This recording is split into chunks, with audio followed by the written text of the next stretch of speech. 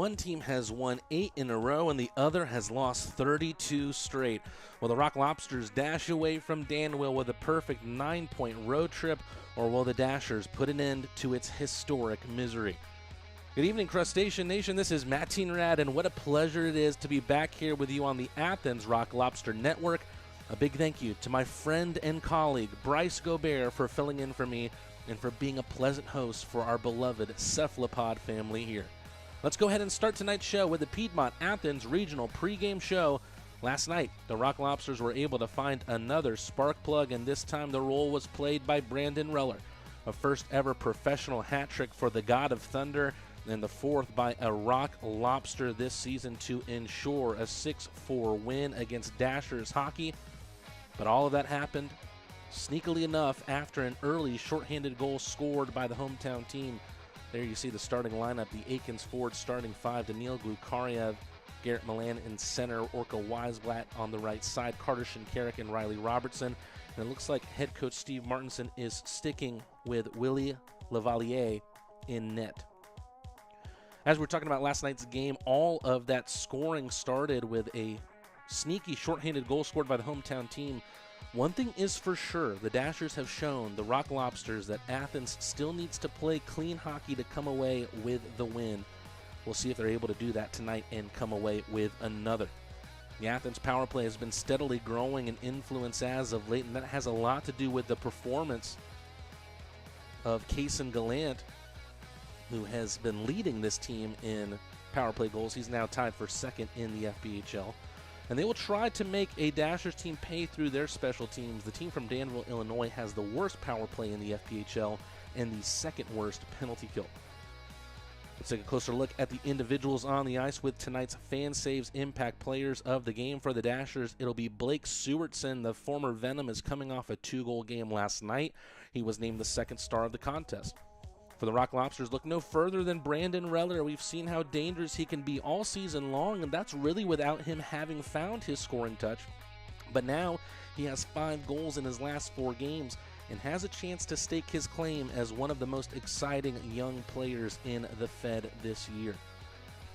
Our Impact Player segment is brought to you by FanSaves. Download the FanSaves app now and follow the Athens Rock Lobsters to check out the team's digital coupon book. Take a look again at who the head coach Steve Martinson is deploying for the ice to start this game on our Athens Ford starting five. Starting in net is Willie Lavalier. In front of him is a pair of Carter Shinkarik and Riley Robertson, a beginning line of Orca Weisblatt, Daniil Glukariev, and Garrett Milan. Starting five is brought to you by Athens Ford. If you're going to make a deal on a brand new Ford truck, why not deal with the biggest and best Ford dealership in the Peach State? That does it for tonight's Piedmont Athens Regional Pregame Show. Piedmont, real change lives here. And right now, the Athens Rock Lobsters are hoping that there will be no change to the form of the Dashers Hockey Club. We'll be right back after this commercial break. Coming up, Puck Drop. UGA football player Amarius Mims suffered a serious injury. The quality care from the Piedmont team changed his life. As a football player, my body is everything to me. When I got injured, I was worried about my future in the game, but you and your team's expertise, care, and support reassured me from the start. I've been able to recover because of the quality care I received at Piedmont, and I am back playing at my full potential on the field. I can't thank you enough for what you've done for me, my family, and my future. Your help means the world to me, and I'll always be grateful for your part in keeping my dreams alive. How you doing? Well, I didn't know you were going to be here. Yes, sir. I'm so proud of you. So happy for you. It gives me joy to see you out there on the field doing your thing. You look good. Appreciate you. It's a good-looking ankle. I'm trying to tell you.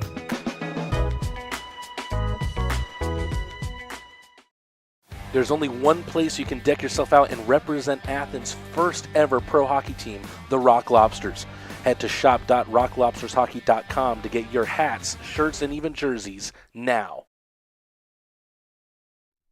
Well, the anthem has been sung, and we're about ready for hockey here in David S. Palmer Arena in Danville, Illinois. Looks like we've got a little bit of a ceremonial puck drop, and what a cute puck dropper that we have right here.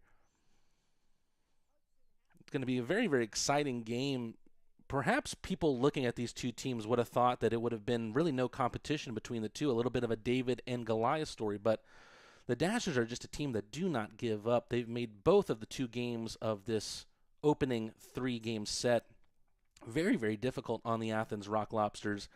Head coach Steve Martinson will hope that there is a little bit of a different feel to this Sunday afternoon game.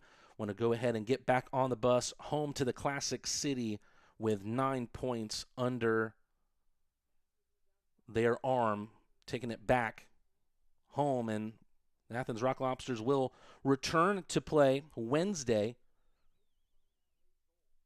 in Aikens Ford Arena, taking on the Columbus River Dragons, another Wednesday night game against their in-state foe. But that will be the last of that bunch.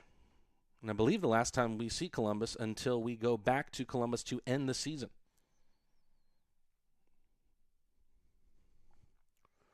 Looks like we're just about ready here to get underway.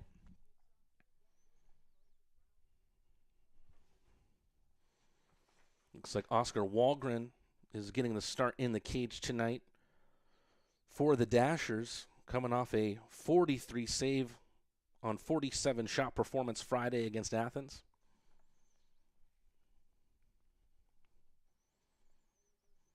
It looks like these 2 opening units are set to get underway here. Rock Lobsters win the draw. Milan back to Robertson. Sends it to his D-man partner, Carter Shinkarik. It's touched in by Glukarioff, who's coming off a goal last night. Here come the Dashers with some speed through the neutral zone. Puck in the near side corner. Rock Lobsters able to make possession uncomfortable for the team from Illinois in this opening 30 seconds. That's exactly what Shinkarik does best, but he loses the puck and takes a nasty hit at his own line. Looks like Shinkarik is no worse from where, shot from a weird angle in the corner. It's a little bit of sloppy play from the 2 teams to open up this game. Trying to settle things down is Nathan Malott. Backhanded feed to the right side, and Browsen takes a hit. Michael Greco, no shock there that he was the one that laid that hit on the Dashers captain. Puck dumped in by Weisblatt into the far corner. Dashers have it back in their carom. Through the neutral zone, dumped in. Nifty little move by Virgili looking for Malik Johnson, who's coming in with speed. So good at beating those icing calls is Johnson, but he takes a hit for his efforts. Dashers, a little bit isolated here, but TJ Prexler gets dispossessed. Dashers playing with a lot of speed, but not necessarily a lot of precision to start this game thus far. Another big hit right there. Slow to get up there is Blake Sewardson. Dashers turn the puck over in a disadvantageous position. Malik Johnson with a drop pass for Russell. That one goes over everything, including the bar and Oscar Walgren. Dumped in by the Dashers, and they'll make a change.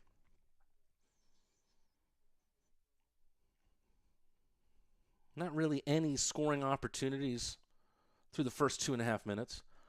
Puck played by Walgren. Picard gives chase. Right through the middle of the ice here is Nikolai Salov. The 22-year-old Russian is unable to get past Kolatarsi. Dashers still have it in the far side corner. Turnaround pass. Puck taken to the near side.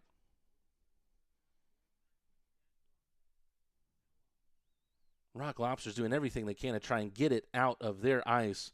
They'll be able to do so as Riley Robertson calms things down. Matt Garcia looking like a forward out there. Sends in a shot from the blue line.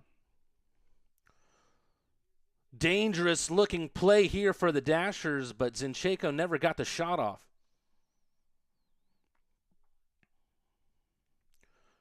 Willie Lavillere being stuck with by head coach Steve Martinson, so no doubt he's impressed the Athens head coach in his early tenure as a Rock Lobster. Daniil Glukaryov steps on the brakes, finds Shinkarik behind him. Kyle Russell from the right side, kind of emerging out of nowhere there was Trey Fisher to break play up. Excuse me, that was actually Phil Bushbacker. Shinkarik, turn around, finds a Rock Lobster on the far side. It's Glukaryov. Milan almost misplays it with a stick, but he uses his speed to regather. Takes that speed over the blue line into the left circle. Tries to center a pass, but didn't find a teammate with that effort. Milan just about keeps it in. Weisblatt in the right circle. Drop pass Russell. Pad save from Wahlgren. Shinkarik looks for the hip check, but it at least gives the Rock Lobsters a little bit more space to get the puck back. Through the opening 4.5 minutes, these two teams still looking for the day's first goal. And this is a series that has been filled with goals thus far. 16 through 2 games to be exact. Dashers will ice the puck, and that causes our first stoppage of this contest. 4 minutes and 40 seconds gone. Wahlgren, just by a little bit, has been the busier goaltender of the day. And he'll have the face-off to his right.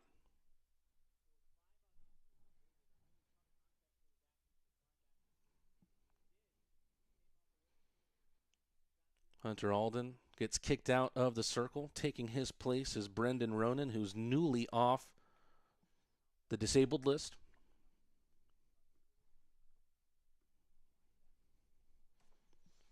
Puck loose out in the corner.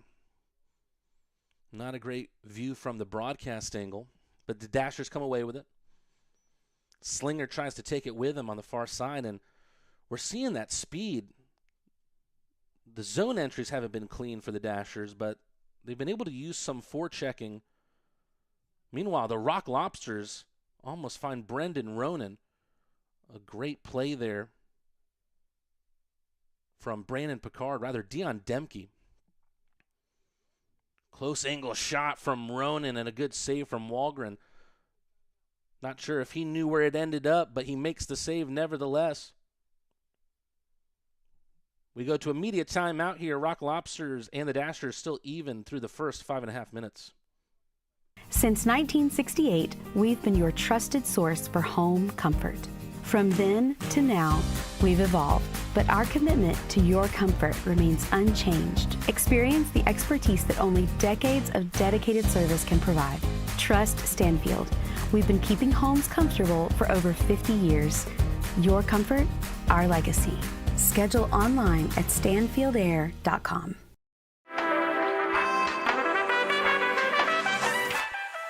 Classic City Flats is a brand new apartment community in Athens, Georgia that redefines luxury living, offering a sleek and contemporary living experience. Our impeccably designed apartment homes boast sophisticated interiors, premium amenities, and exquisite finishes, providing residents with an unparalleled downtown living experience. Classic City Flats is excited to deliver luxury apartments that set the new standard of sophisticated living in Athens, Georgia. Classic City Flats, redefining your horizon of living.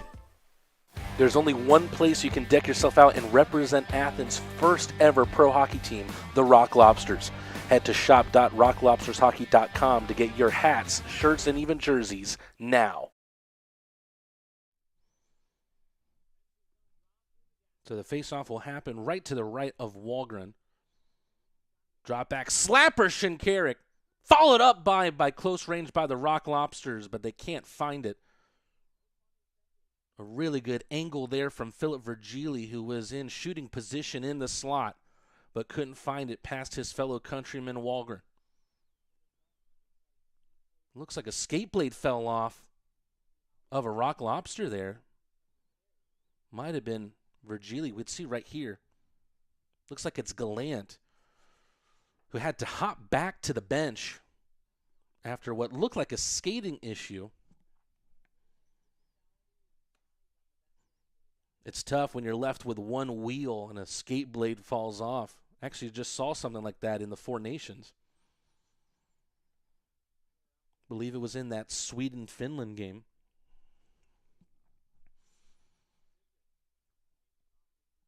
Face off right to the left of Lavalier. Dashers win the draw, but the Rock Lobsters are able to just kind of push the pressure back into their favor. Robertson gets caught up at the end boards. Dashers have it back. Right circle shot. Lavalier makes the save and then covers.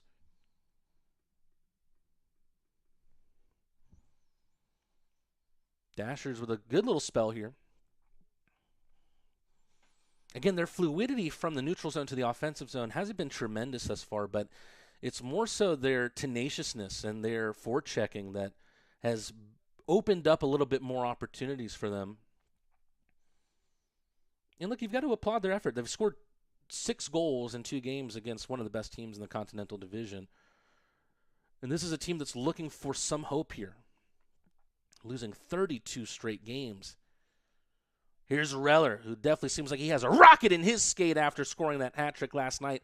Opened up the opportunity there for Demke. Rather, it's Alden who opens the scoring up. Feeds Picard, I believe. Brandon Picard wheels away, having scored the game's first goal. Just a great lateral pass there. The feed from Alden, it's his 10th assist of the season. And while he could have been looking for his first goal as a Rock Lobster, he very unselfishly just feeds Picard, who instead scores his 10th of the year. Picard, the man from Quebec, 10 goals, 13 assists in his campaign.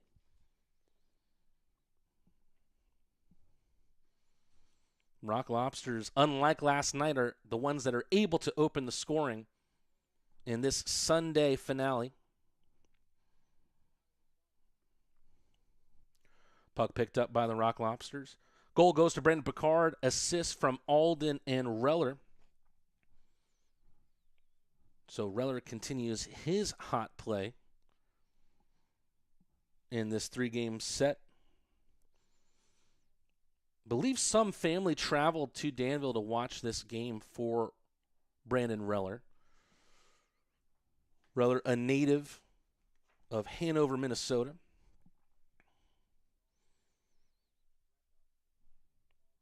Rock Lobsters have done well on the faceoffs thus far. Reller, very, very tenacious, gets there, beats the icing. His pass gets intercepted, though, and put into neutral ice by the Dashers. Greco slaps it down for himself, walks it up the left side, gets caught out, has to go and fetch that one. Through 7 minutes, Rock Lobsters lead 1-0. Brandon Picard, assists from Alden and Reller. Nifty little move through the neutral ice. Orca Weisblatt has Glukarioff to his right. Instead, puts one right into the solar plexus of Walgren, who swallows that one and stops the clock.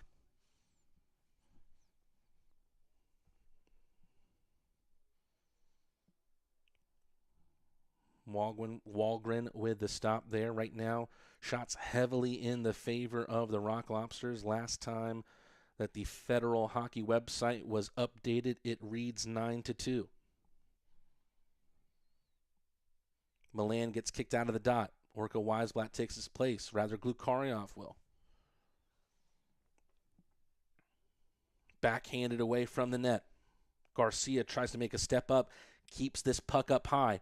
Weisblatt with a turnaround pass back to Garcia. Glukarioff behind the net. Weisblatt back at the blue line, fakes a shot, breezes past a defenseman. Zinchenko with a takeaway. Salov gets it poked away from him by Weisblatt. Glukarioff with a nifty pass, one-timed on the right side, finds Milan. Clever drop pass, Weisblatt misses high.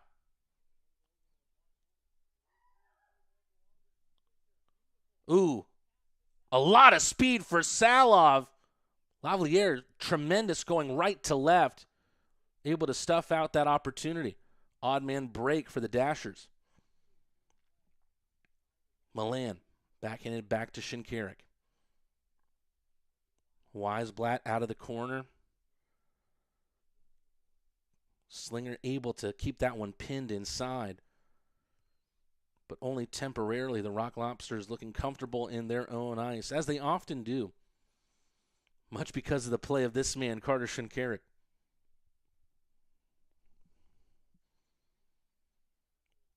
Robertson was looking for that bust up the right side from Virgili.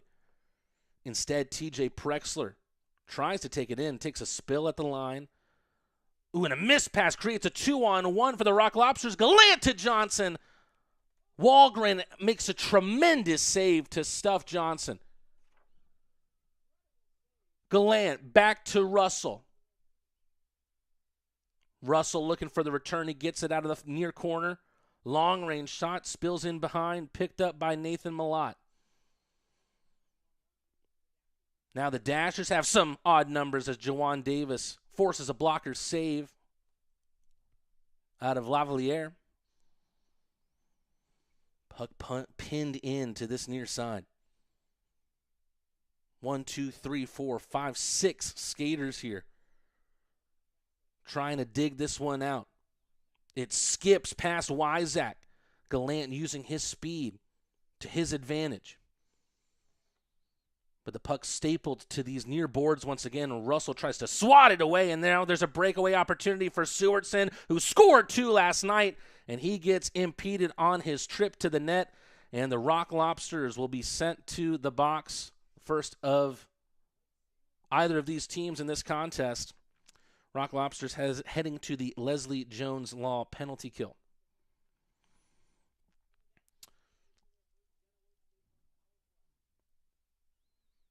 Little message here for the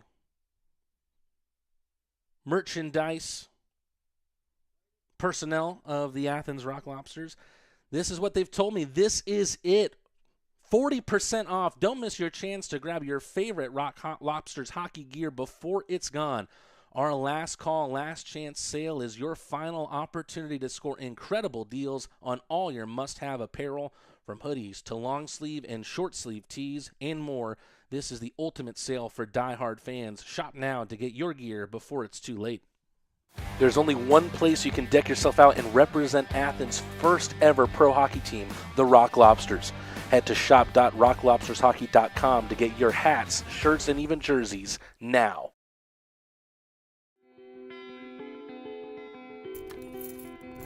Farmburger is defined by its mission, its farms, its team, and its family. In 2008, our co-founders gathered around a single idea: redefine the burger by bringing together a community of ranchers, farmers, chefs, restaurateurs, and eaters. Our promise is to strive every day and with every burger to uphold these core values to each and every one of you. We do that by holding ourselves to a higher standard. Grass-fed and grass-finished, that means our cattle are never fed grain. Our belief feeds our mission, and our mission is to feed you.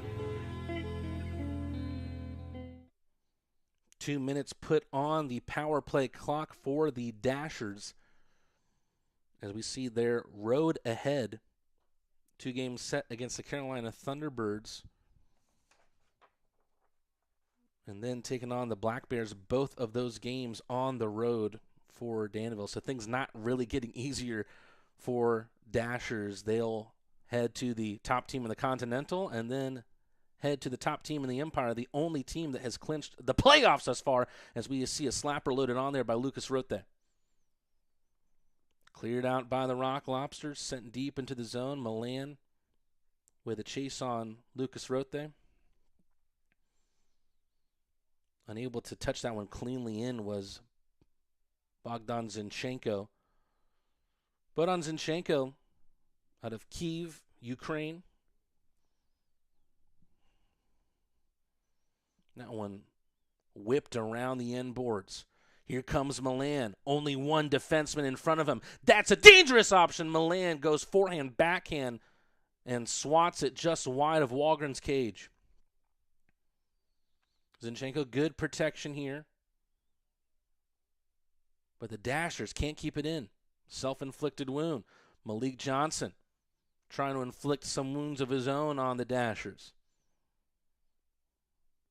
Good pass and a shot there from O'Reilly. And it looks like it's going to be a 5-on-3 now for the Dashers against the Rock Lobsters. Malik Johnson makes his way to the sin bin.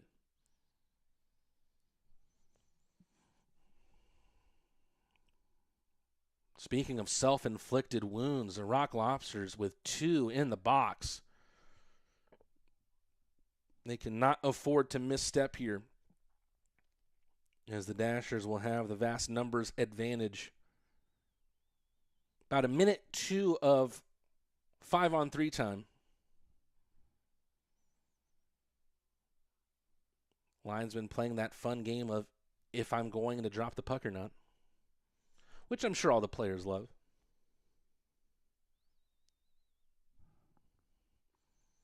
Slapped away from the dot by Greco. Let's see how this Dashers team sets up. Miettinen to the right circle. Back to the fin. Miettinen at the welcome mat. O'Reilly was there but could not direct any shot towards Lavaliere. Here's Miettinen again. To the left for Bushbacker. Right circle shot. Spills in behind. Dashers working in from the left to the slot. Right circle back to Miettinen. Shot saved by Lavaliere. And cleared out by the Rock Lobsters. Good start to this 5-on-3 for this penalty kill that is second in the FPHL, coming into this game at an 88% clip. A lot of speed here, though, for Miettinen, who was the quarterback of this unit through the first minute. Rock Lobsters have one back. Russell, who was in the box, finds Milan. Super Milan with a shot misses wide. And a lot of speed from Salov. That has been the theme of his game thus far. Goes forehand, backhand on Lavaliere. Cannot find the twine. Zinchenko in behind the net. Emerging on the left side. Lucas Rote back to Zinchenko. 25 seconds left on this man advantage. Pad save there from Lavaliere. The Dashers still have it, still applying that pressure. Looking to create a cut into this heavy-duty Rock Lobster penalty kill. And here come the Rock Lobsters with numbers. Milan. Ooh, clever play from Shinkarik, but was unable to follow it up. Either way, that Dashers power play is over. And both teams now skating at 5 apiece. Strong, skilled, strategic defense. That's what the Rock Lobsters displayed, and that's what you get when you call Leslie Jones Law. Prexler tiptoes into the zone. Lavaliere back for Robertson. Good passing out of their defensive ice. Kaysen Gallant dumps it in. Malik Johnson has it. Centering pass. Does not find Alden. Poked away from Jawan Davis. His pass intercepted in a dangerous area. You can tell Alden was trying to open up the potential shot there for Johnson. Kaysen Gallant got himself in the slot. Puck was bouncing around, but the Dashers have it back. It was awkward there for Blake Sewardson. It bounced fortunately for him, but not fortunately enough where he was able to find a more direct route towards Lavaliere's net. Meanwhile, you see Kaysen Gallant trying to trouble Walgren on the other side. Malik Johnson takes a spill. That might open things up for Sewardson. Pad save by Lavaliere. Lavaliere has been equal to everything sent this way thus far. Gallant has been putting on a stick handling clinic the last couple of weeks. Good entry into the zone. But the Dashers are looking more and more dangerous as this first period goes on. Will they be able to tie things up before the first period horn blows. There's about 5 minutes, 10 seconds left to go here. Dangerous game being played out by Miettinen right in front of his own net. Just about finds Bushbacker on the far side. Offside going against the Dashers there.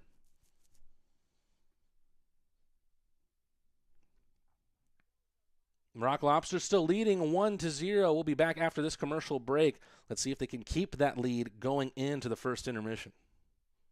Meet our professional team, where the best customer service is our promise. With over 5 decades of expertise, trust Stanfield to keep you comfortable. Schedule online at stanfieldair.com. Every business owner who's built a business wonders about their company's legacy. What's the path forward after they decide to take a step back? At the heart of every succession plan is a vision that safeguards hard-earned success. This isn't just paperwork. It's your roadmap, guiding a business during a change in ownership and detailing how ownership transitions and key financial decisions unfold. This instills a profound sense of pride, belonging, innovation, and commitment, ensuring a stable future for the company and a rewarding exit for you. Let's forge that path together. It's a historic season for all the hockey fans in Athens, and how can you celebrate without beer? The Athens Rock Lobster Clawshank Redemption is available exclusively at Terrapin Tap Room. Terrapin, do the right thing, always. There's only one place you can deck yourself out and represent Athens' first ever pro hockey team, the Rock Lobsters. Head to shop.rocklobstershockey.com to get your hats, shirts, and even jerseys now.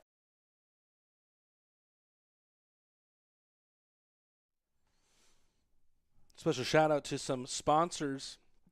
And we have here Athens Area Urology. You're in good hands with Athens Area Urology. Plumber Pro, Hospitality South, Athens Coca-Cola Bottling Company, Classic City Flats, the home of the Rock Lobsters, Harmon Enterprises, and Roto-Rooter. About 5 minutes to go in this first period. Let's see if the Rock Lobsters can keep a hold of this narrow 1-0 lead. And the Dashers have looked very dangerous in potentially dashing that lead before the first period is done.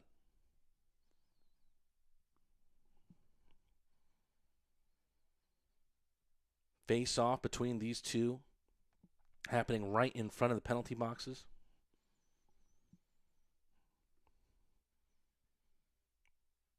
Draw once again won by the Rock Lobsters. That has been a place where they've succeeded well thus far in this game. Reller unable to get to that one. Neither is Ronan. Puck bouncing around this Rock Lobster blue line before Brandon Reller settles it down. Looking to continue his hot scoring streak. Misses wide. Ronan sends it back behind the net. Picard helps it onto the stick of Reller. How about this? What would you call this line? The Brendan line? Reller, Ronan, and Picard? A very interesting trio. Michael Greco off the near boards for Russell. Ooh, clever drop pass back behind by Russell for Greco. Greco making an offensive foray as a defenseman. Shinkarik trying to get on the back there of Trey Fisher. Ooh, a high slot shot. Zach Horn saved there by Lavalier.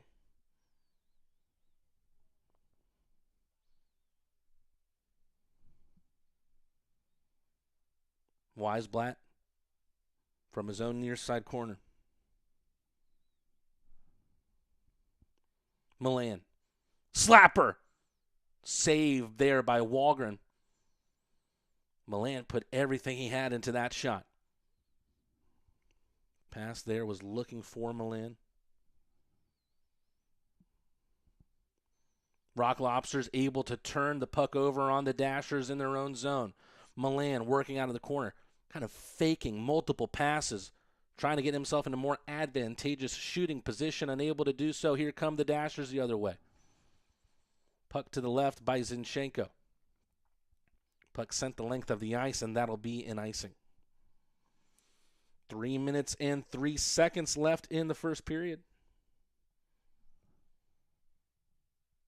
Rock Lobsters with a 1-0 lead thanks to the goal scored by Brandon Picard. Assists to Alden and Reller. But since then, we've seen the Brendan line. What would you? I'm going to call that the Raisin Bran line. That's what I'm going to call it. Picard, Reller, and Ronan. 2 Brandons and a Brendan. Rock Lobsters working it right to left. Shinkarik picks it up, the pass from Weisblatt. Into his own left circle, into his own slot, up the right side, evades Glukaryov. Picked up by the Dashers in their ice. Mullins. Picked up by Malott.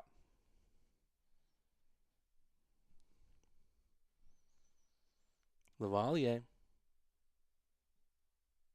holds on to that puck. Will be another face-off.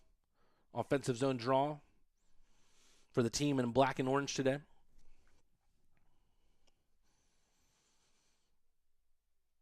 It's tough. I want to cheer for the Dashers, just not in these games against the Rock Lobsters.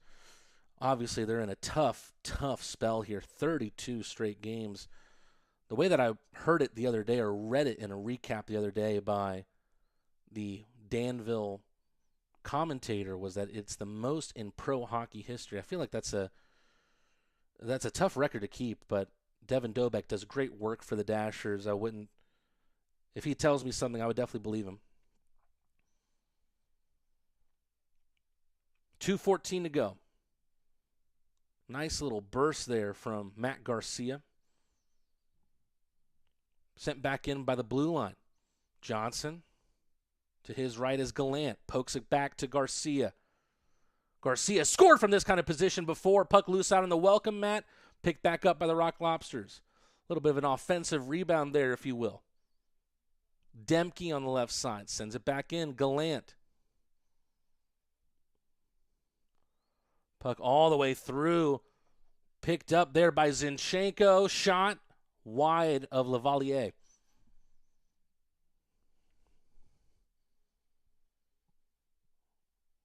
Rock Lobsters taking their time here. 90 seconds to go in this first period. No reason to rush, having the 1-0 advantage thanks to the goal by Picard. Picard now on the ice. Puck on the left side. Here's Picard. Has another shot, but misses high over Wahlgren. Sent back in. Rock Lobsters trying to score from short distance. Wahlgren does enough there. Malik Johnson trying to dangle the Dasher goaltender. Body slow to get up on the far side for the Dashers. Less than a minute to go here.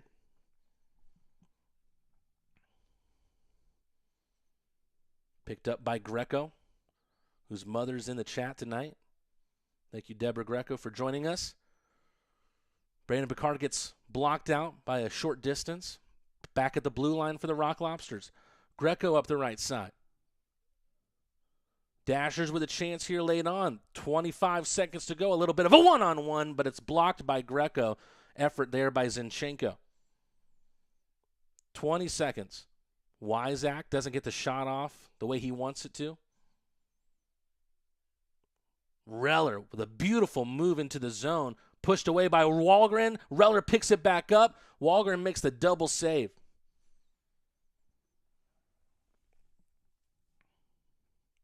Really, really good saves there from Wahlgren, who is looking for his first win of the season. Only one win for the Dashers this season. It came against the Rock Lobsters, as we well know, but that one was won by Parker Rutherford. Rutherford with a 1-16-2 record. Wahlgren with a 0-13-1 record. Picard with a chance here, a buzzer beater. His shot gets deflected out to the right corner, and that'll do it for action in the first period. Well, the Rock Lobsters are able to go into the first intermission team talk with a 1-0 lead. It came on the shot from Brandon Picard. A beautiful, beautiful play make by Hunter Alden, who had a chance really to score his first as a Rock Lobster. Very unselfishly moves the puck from left to right, sets up Picard. That's the difference maker in this game in the early going. The Rock Lobsters opening up the scoring. 1-0, and hoping that they can continue on this trend, not only offensively but defensively as well. They've done a good job at making the Dashers very uncomfortable on zone entries. Any shot that has been sent to the cage of Lavalier has been met with some good goaltending. Well, as always, we go to our coach's corner during the first intermission. It was a little bit hazy, thankfully for Stephen Turner, who was able to work his magic on my call with head coach Steve Martinson. My video was a little bit wonky, but he made the most of it. Here's my chat with head coach Steve Martinson. Matty and Rad back with another Rock Lobster Coach's Corner in between two Wednesday night contests against the Columbus River Dragons. The first of those two games went to the good guys as the Rock Lobsters defeated Columbus 6-3. I'm joined, as always, with my guest, Steve Martinson. Coach Marty, that night started out, I'm sure, with some frustration on your part. A 2-hour delay takes the puck drop to around 9 o'clock, and yet it takes just a minute for your boys to find the back of the net. When you're already in the building, what do those delays look like from your perspective in the locker room, and what are you and the boys having to do to stay fresh and focused? Well, I mean, the good thing is we knew early it was going to be delayed because their bus broke down at like 2 o'clock. So the guys were told to come to the rink an hour later, which, made an advantage for us. What's bad about it is your home crowd. You get people that aren't coming to the game now because they don't know when it's going to start. They don't know when it's going to be over. So that's the real hurtful part. But it's to our advantage when something like that happens from our players because they're in their locker room. They're comfortable and doing all kinds of different little things. And the other guys are, in a van and they're in the van down by the river. No, that's a bad joke. But no, they got to run around and get here. And then, we gave them a half an hour to get ready and get on the ice because we got to get the game going. I think they took a little bit longer. It was supposed to be a half hour, but I think they took like 40 minutes. That first goal is just a great passage of play between your first line, Daniil Glukarioff, Orca Weisblatt, and Garrett Milan. It really feels like those are three different characters with different styles, but it really feels like they're meshing together really well right now as well. What do you think, what elements of those three's play gives that line good chemistry? Well, to start, they can all skate, and they're all strong guys and they're all physical. They all finish their checks. So not only do they provide a lot of offense, they play against the other team's first line just about game in and game out. So, they're also playing against the other team's best players. But they're just real complete players. None of them really have any, they're not missing anything. Sometimes you have a line where, one guy's maybe not good in front of the net or doesn't like to be in front of the net or is not good in the corner or maybe lacking speed or size or whatever. But that line kind of has it also. I'm not surprised that it's doing well. It should do well. They have everything you need. We saw on the broadcast last Wednesday, it seemed apparent that Rosie was moving a bit gingerly. He's obviously the hot hand at the minute as he's the league's goalie of the month for January, but is he nursing any kind of knock right now? Well, he did. He had a little bit of he was a little bit stiff on his ankle during the game. He got bumped into but it's nothing that's keeping him out from playing now. He should be 100% today. We haven't been on the ice yet today. It's we had a weekend off. Still, some of the guys that went out of town are traveling back, so he should be 100% today. Garrett Milan, the reigning FPHL player of the month, and he is within striking distance of the top scoring spot in this league behind Binghamton's Tyson Kirkby. I'm sure that Millsy's potential to do something like this, what he's doing right now, is the biggest reason why you signed him. But has there been anything, his level, his consistency, his leadership, that has surprised you so far this season? Not really. Once I saw him play, you know what I mean? It's not like I'd seen him play a lot, but, once I saw him and, the type of game that he can play, and I love puck carrying teams. I mean, that's what I think it's the most fun to play. It's the most enjoyable to watch, and he's a puck carrier. He's a good skater, really good skater, and he can turn. The only way you can possess the puck in the offensive zone is you've got to be able to maneuver with speed, and you've got to be able to cut back and get her. It's called a good outside edge push to escape players and guys that can't do that, guys that have just straight out speed but don't have that in tight cornering stop. And you see in the NHL that's really big now. But that's the only way you could have puck possession in the offensive zone. And on our team, Garrett, he's at the top of the food chain and being able to do that. It looks like we set up Cason Gallant perfectly with our talks about him last week. 2 power play goals for that young man, and now he's tied for 3rd in power play goals in this league. You've told me before that the organization is trying to do, or what they're trying to do here is win and also help players find the next level. When you look into the crystal ball, what kind of future do you see for Case? Well, I mean, I think the sky's the limit for him, and right now he's still developing his game because you've seen it. Like we talked about, I think he's the most improved player on the team. But I also think that he's one of the most serious guys, and when it comes to his hockey and getting better, and sometimes players come from different levels and different programs, and you don't really know what they've either been taught or been asked to be to learn, or what the expectations are. So here it's the first time I really had a team that nobody ever played for me. So usually you have a few guys that can help lead the way. So, I mean, Gallant's just a lot of fun. He's got a smile on his face all the time. Although he's unhappy if he's not doing well, if the team's not doing well, but fortunately that doesn't happen very often. So, I mean, I think he's just going to keep filling it at a higher pace as the season goes on. Your team executed excellently Wednesday, but there was also an element where Columbus looked really flat at certain points of the game. You've played this team a ton already. In your opinion, how much did their travels to Binghamton and that broken down bus ride to Athens contribute to their lack of cohesion? Well, I mean, it's gonna play in. I mean, you talk about trying to not have it play in, but what I didn't like about the game is we gave them, we were bad. We were weak defensively on all 3 of their goals. I mean, just weak. The last one was really painful to watch. Guys swinging to the zone, a couple of guys dealing with more out at the blue line, more knocks down Reller, and Portillo stops and starts getting into a pushing thing, and the play's go on. And then one of our defensemen goes down. And if you go down and you don't get the puck, then you're like a turtle on your back, and that's exactly what he was. And we did it against the other team's first line. So I really didn't like that last play. We had a defenseman run out of position on the second goal, and on the first one their big guy just came right to the front of the net. We just let him, hammer the puck away. Nobody paid attention to him. So we were weak defensively on those goals. But going back to their team, I don't spend a lot of time. I think they have a hard time with our speed. I think some of the defensemen struggle against our speed, and that's what we want to do, is continue to work on playing at a really fast pace. I'm not sure if you knew this or not. You might have seen over on their bench that something wasn't normal. Columbus was also without their head coach, Jerome Bouchard.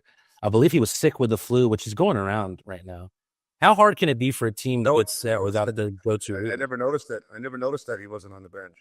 I believe one of the players. He had a medical issue. It wasn't a flu. So I was told ahead of time that he wasn't going to be there, and they asked me to help with the roster if anything to do with the lineup card, because like me, they don't have a full-time assistant coach. So they have players that do it. So my understanding he's okay. He's had some so he's good to go, and I'm sure he's back in the lineup now, or he's back on the bench now. The River Dragons then got to go back home to Columbus, which I'm sure was a sight for sore eyes for them. They had 2 dominant wins against Mississippi. Obviously, the Seawolves have had their own issues this year, but nevertheless, are you expecting a different-looking Columbus team from last Wednesday? Well, whether they'll be flat or not, I don't know. I mean, to be honest, I'm just looking at make sure, like, we had the weekend off. And when you do that, you just can't take things for granted. We've been rolling pretty good, and we got to make sure we have a good practice today, good practice tomorrow, make sure that, our tempo is there. We're, guys appreciate the break, but now it's time to get back to work. We just got to make sure we're skating. Speaking of Columbus, you've picked up one of their old netminders and someone I know River Dragon fans really liked. William Lavaliere joins the Rock Lobsters. What made the goaltender position one that you wanted to strengthen, and how do you think Willie does that? Well, he brings us the most experience, and we've got some young goalies, and we had Best here, and then Dominic, and the only issue with that is when you're looking, we're playing for all the marbles, and if the situation comes up where you don't have to take maybe as much of a chance on a, especially a key position like goaltending. And when Willie became available, to me, it was like, okay, you got to do this. And whether the young goalies could be just as good or not, to me, maybe that's something that then you're dealing with, the advantage of having a younger team and all that. But it's a key position, and you lose goalies in this league either to injury, and sometimes you lose them to the ECHL or whatever. So we lost a goalie to Peoria, so it was something that I didn't want to take for granted. And when I found out that he was going to be available, I just had to sign him. In other news, Justin Portillo loaned to the Cincinnati Cyclones for his second ever foray into the ECHL. Big opportunity for Ports back in the coast in his home state. I was wondering, Ports had that fight against Shaheen a week and a half ago that went semi-viral in the hockey community. For a player Ports' profile, do you know if that played any part in his move up?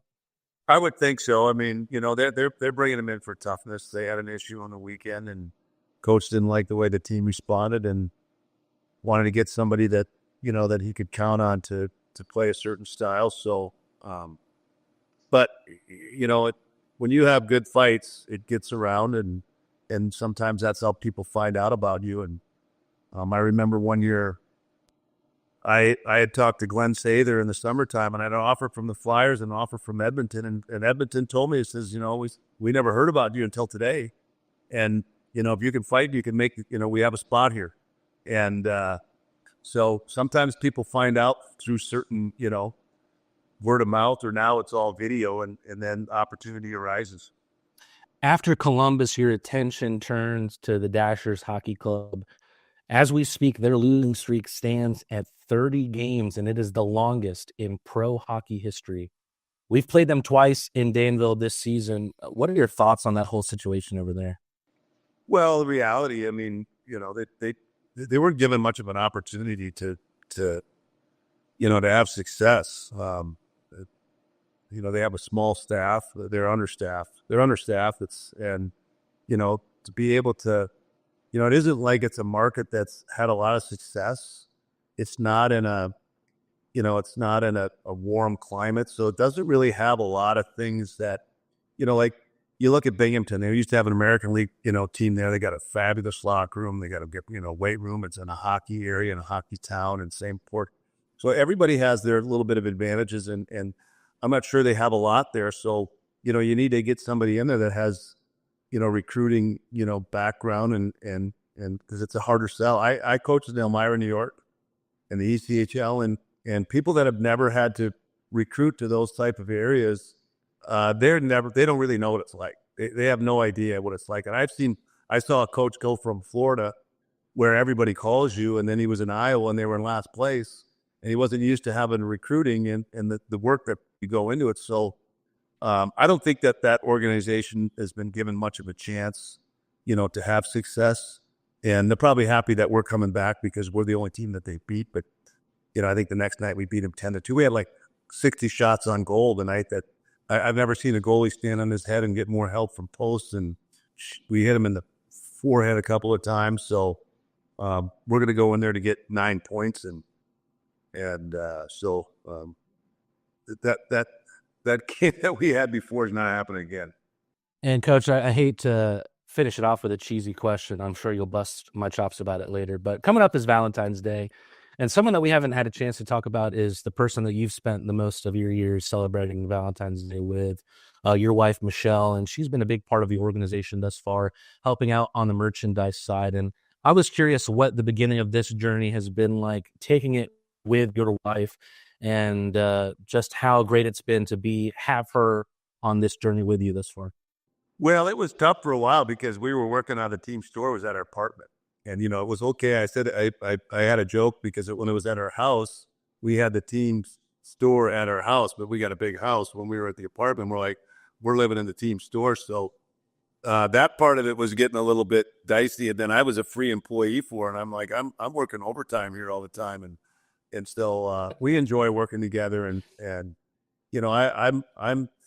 she'll ask me about hats and, which hat I like. And I'm like, it's like that puzzle that you have to find a little bit of difference between. And so sometimes I get a little bit,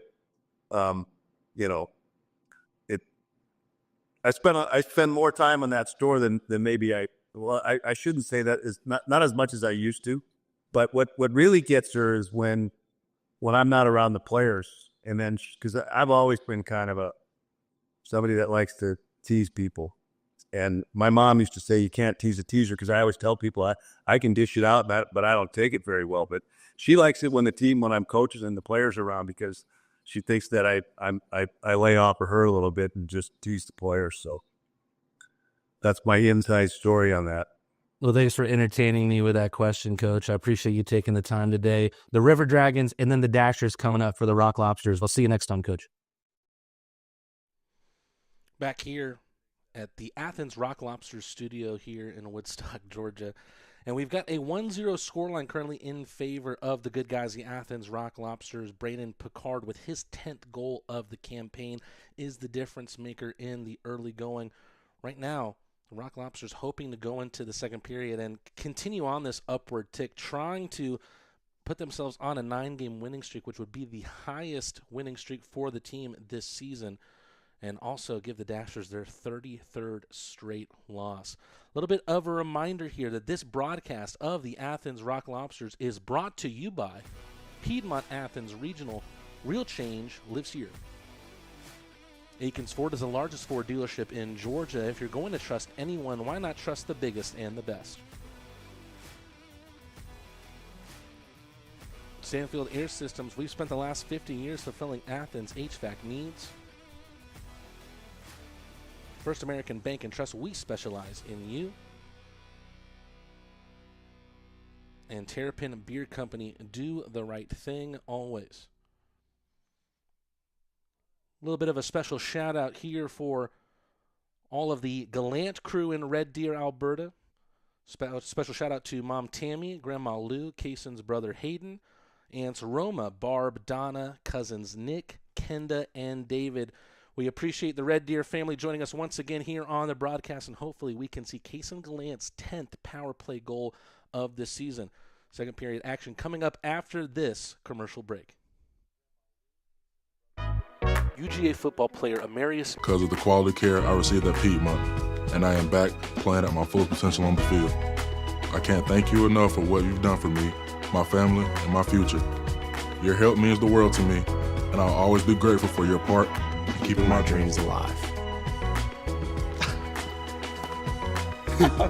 How you doing? Well, I didn't know you were going to be here. Yes, sir. I'm so proud of you. So happy for you. It gives me joy to see you out there on the field doing your thing. You look good. Appreciate you. It's a good-looking ankle. I'm trying to tell you.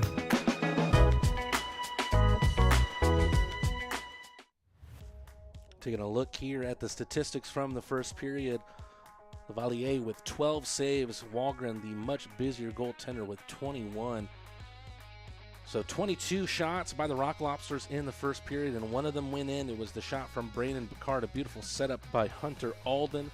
That is what's led to the 1-0 scoreline as we go into the second period here. Rock Lobsters, unlike yesterday, were able to take the lead. Unlike yesterday, where the Dashers took the advantage on a shorthanded goal against the Rock Lobster power play.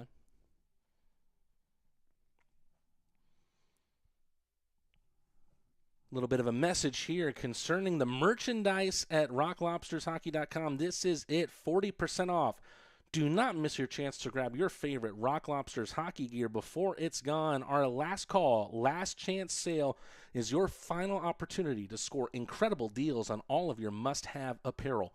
From hoodies to long sleeve and short sleeve tees and more, this is the ultimate sale for die-hard fans. Shop now to get your gear before it's too late. Catherine with some kind words in the chat. Thank you so much, Catherine. We appreciate you being a fan of the Athens Rock Lobsters, and we know that you're a fan of the Columbus River Dragons as well. I won't hold that against you. It's just nice to see someone that's supporting hockey here in the great Peach State that I love so dearly. Off we go here in the second period. Top units back out to start things, and the Rock Lobsters once again win the faceoff. Somewhere that they have excelled in this game. Robertson drops it back for Shinkarik, finds Glukarioff on the left side, who takes it in over the line. Drop pass back to Milan. Milan needs to settle it, needs to be careful, but away come the Dashers with a potential 2-on-1. Zach Horn with a shot pad save. Lavalier followed up by Bushbacker.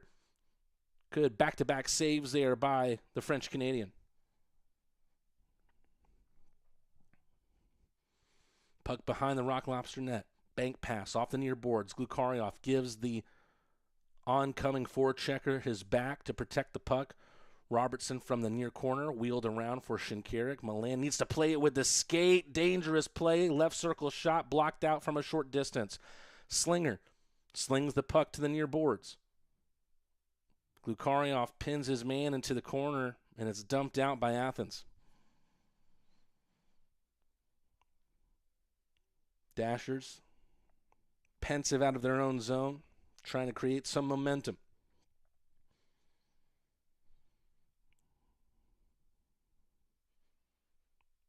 Another dirty zone entry attempt from the Dashers. Greco, backhand poker to Malik Johnson on the near side, gets it through a couple Dashers. Case Gallant onto the stick of Virgili. Virgili wheeling and dealing, whip around shot from Gallant, still loose out in front. Wahlgren does not make the save this time. Case Gallant. For all the people watching in Red Deer, Alberta, the Rocket has scored again. It doesn't come on a power play this time, but Cason Gallant is able to score his 24th goal of the year.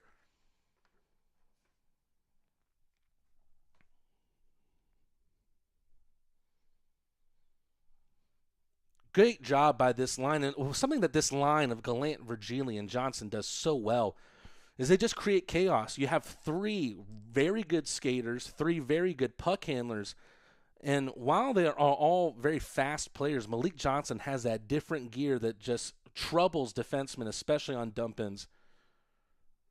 Rock Lobsters able to create some chaos there, and pays off for Cason Gallant, who scores to put the Rock Lobsters up by 2. Lone assist goes to Kyle Russell. Rock Lobsters looking at danger once again here, but the Dashers get it out of their ice, picked up by the Rock Lobsters in their own zone. Very happy mama in the chat, and Tammy Gallant. Meanwhile, the Dashers working from the far side. Blake Sewardson with a turnaround shot saved by Lavalier. Here comes this line again. Virgili from the left side, working it right into the welcome mat. Cason Gallant was waiting, but it never made it all the way to the Albertan.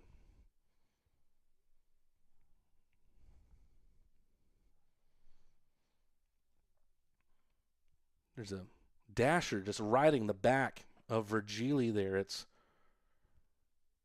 Quinn O'Reilly.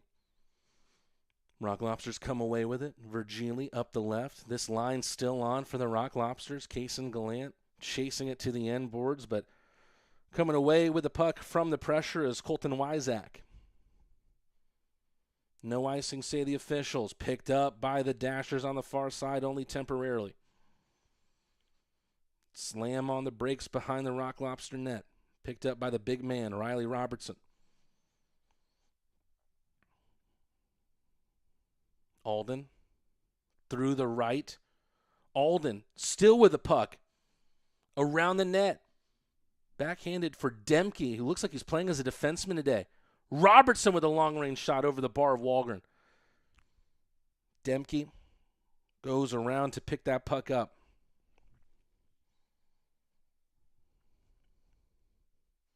Alden takes it in, finds the loose puck, tries the wrist shot. Still looking for that first goal as a Rock Lobster that's evaded him. Of course, we talked about it earlier on. He had that great opportunity to try and fire a shot at Wahlgren in the first period. Instead, he opted for a very, very clever pass right to Brandon Picard, who rifled one in and opened up the scoring. That effort was followed up in this period by Cason Gallant. Rock Lobsters with a goal in each period, giving themselves a 2-0 lead with 3.5 gone in the second. Dashers need to find new personnel to take the face-off.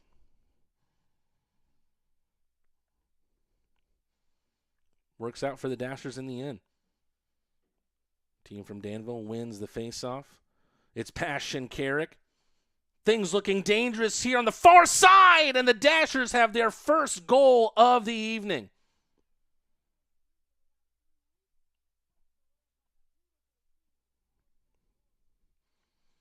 Looks like the first in line to celebrate this goal is the captain, Justin Browsen,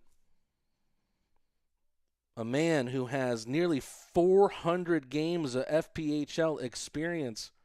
Just his third goal of the campaign. It came at the right time for the Dashers. They didn't want to go 3 goals down and felt like this game was getting away from them, but that's the game that the Dashers have played this weekend. They've done such a good job of just keeping themselves always within a striking distance and have made these games very, very interesting through the first 2 2/3. Meanwhile, Garrett Milan almost finds the goal to put the Rock Lobsters up 3-1, got himself into the crease and backhanded it wide of Walgren. Weisblatt takes a slash, trying to show the officials that he got whacked in the hand. Sent up the far side by the Dashers, picked up by Weisblatt. Great move at the line. Glukarioff whips it back around for Weisblatt, and it's swallowed up by Walgren.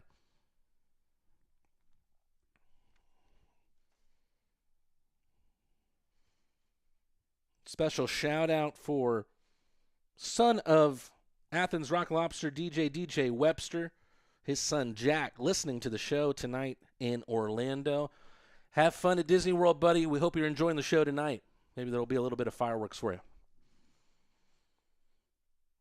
Dashers win the faceoff in their own zone. It's just a 1-goal game now after Browsen was able to scratch one back.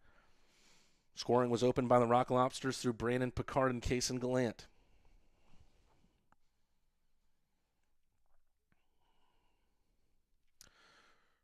Someone mentioning the orange-colored seats in the arena, and I wonder if what the chicken-egg type situation there is, as we see Zach Horn is absolutely crunched by 2 Rock Lobsters. Puck almost came free for Brandon Picard. I doubt they colored all of the seats in the arena orange. So I'm wondering, did they choose orange as a color theme to match the seats in the arena? It's pretty smart if so. David S. Palmer Arena here in Danville, Illinois. The site, the battleground of today's series finale between the Rock Lobsters and the Dashers. Shot from the far end boards. Right behind the net of Lavalier. Shot came from a short distance and popped up into the netting. We go to our first commercial break of the second period. Rock Lobsters' lead is cut to 2-1 after the goal by Browsen. We'll be back after this commercial break.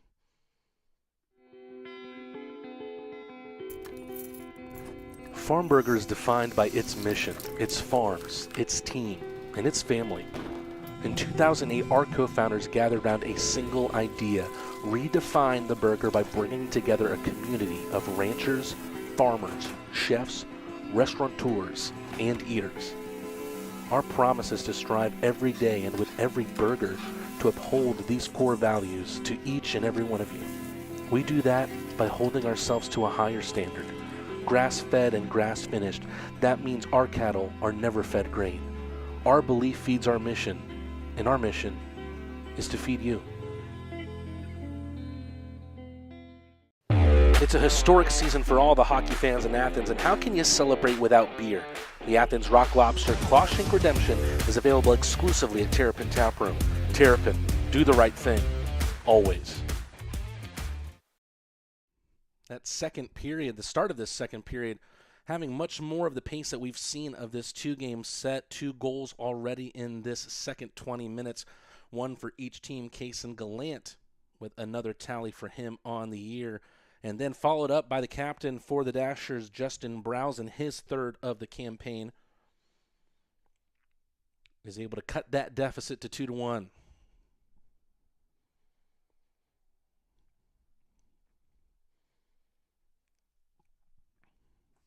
Dashers win the faceoff. Shot sent towards Lavalier, spilled out to the far boards, picked up by Shinkarik right behind Lavalier's net.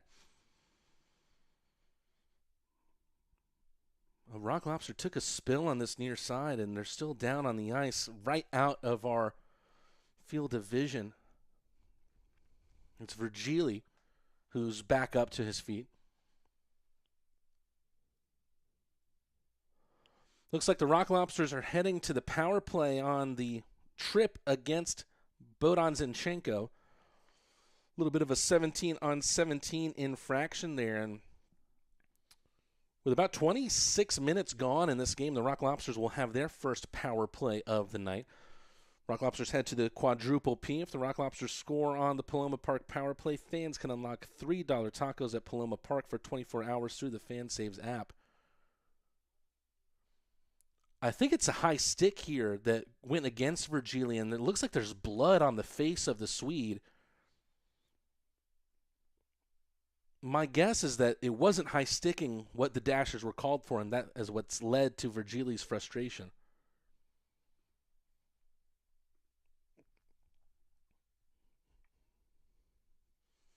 It is indeed a high sticking minor right now, adjudicated towards Bogdan Zinchenko.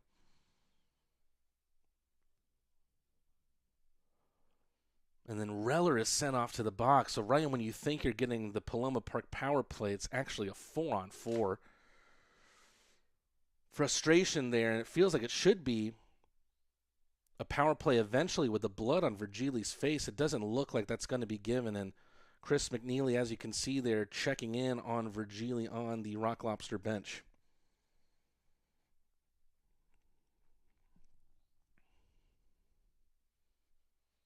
Team skating for a side here for 2 minutes.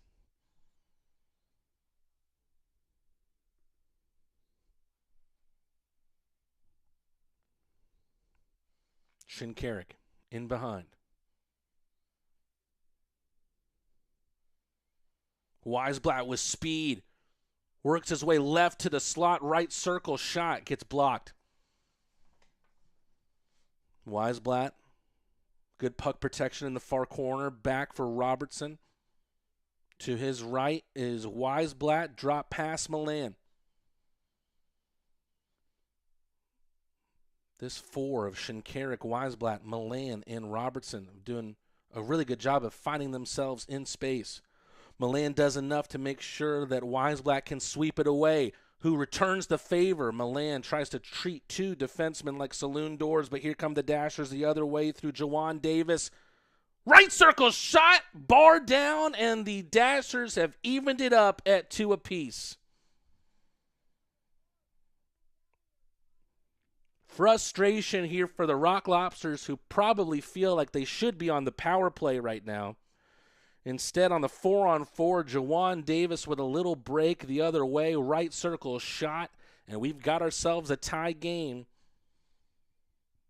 at the 6:34 mark of the second period. Davis from Sewertson and 2 unanswered goals for the Dashers. By the way, that bench minor adjudicated towards Brandon Reller was called unsportsmanlike conduct.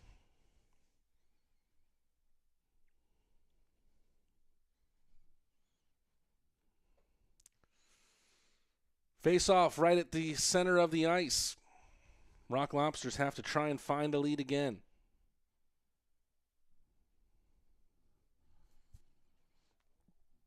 Referee's not happy with the face-off.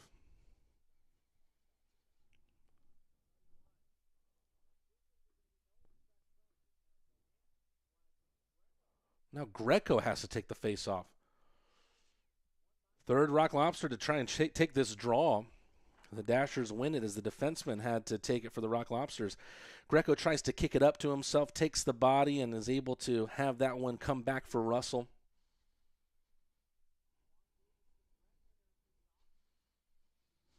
Rock Lobsters through the neutral ice. Kaysen Gallant is able to take that through a defenseman and fire his shot. Put that one through the skates of Lucas Rote. Salov tries to take it to his backhand, showing off that speed once again as the Russian, but cannot trouble Lavalier. Had a second bite of the cherry that time was Salov. Shot one from the kind of space that would make one salivate, but Salov misses. Was a chance there for the Dashers to find a quick lead out of nothing. Davis, another shot from the high slot. Glove save from Lavalier, and he'll freeze that puck.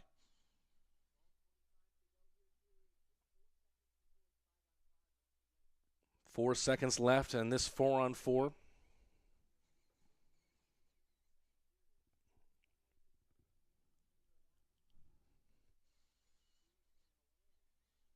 Offensive zone face-off for the Dashers, who've done well out of this 4-on-4. The goal from Jawan Davis tied things up at 2 apiece, and the Rock Lobsters and the Dashers now get both of their men back from the penalty boxes, and they're skating 5 aside. Sewardson with a little bit of a trip, but he still gets the pass off to Wyzak on the right side, who takes the puck in, and it's going to be called for offside.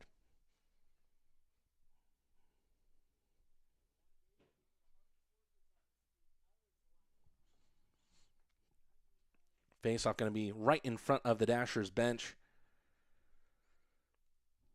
Zach Horn going up against Garrett Milan.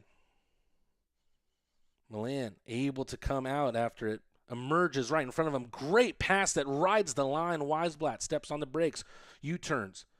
Does so again. Back for Robertson. Fires a shot. Save goes past Wahlgren, deflecting off the Swede. Milan in the corner, skips up on him. Still a great pass towards Weisblatt. Glukarov looking for the puck. Weisblatt gets taken into the corner. Shinkarik stops it at the blue line. Milan back to Shinkarik. Just wide to the right. Great golden opportunity for Captain Fantastic. Puck skips past the linesman. Garrett Milan gets impeded by Nathan Malott on the left flank. Driving through the middle of the ice, Zach Horn. Horn assisting on that first goal scored by Dasher captain Justin Browsen. Here's Horn once again, looking for that centering pass towards Phil Bushbacker. Shinkarik with a push, but can't shake the puck free. Dumped in by the orange and black.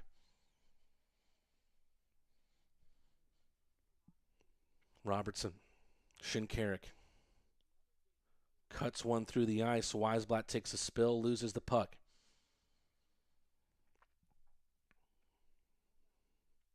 Alden on with Picard and Reller. Robertson tries to hip check into the corner. Dashers working it through the left side. Stopped in its tracks by Sewardson. Left circle shot by Davis once again, who's been a live wire so far in this period.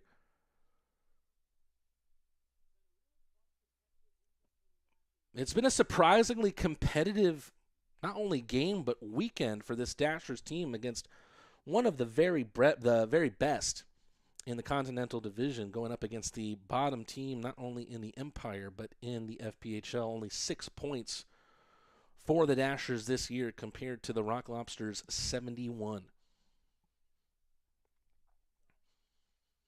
So nearly 12 times as many points accumulated by the Rock Lobsters this campaign compared to the Dashers. Reller with some really tenacious work finally gets that puck loose.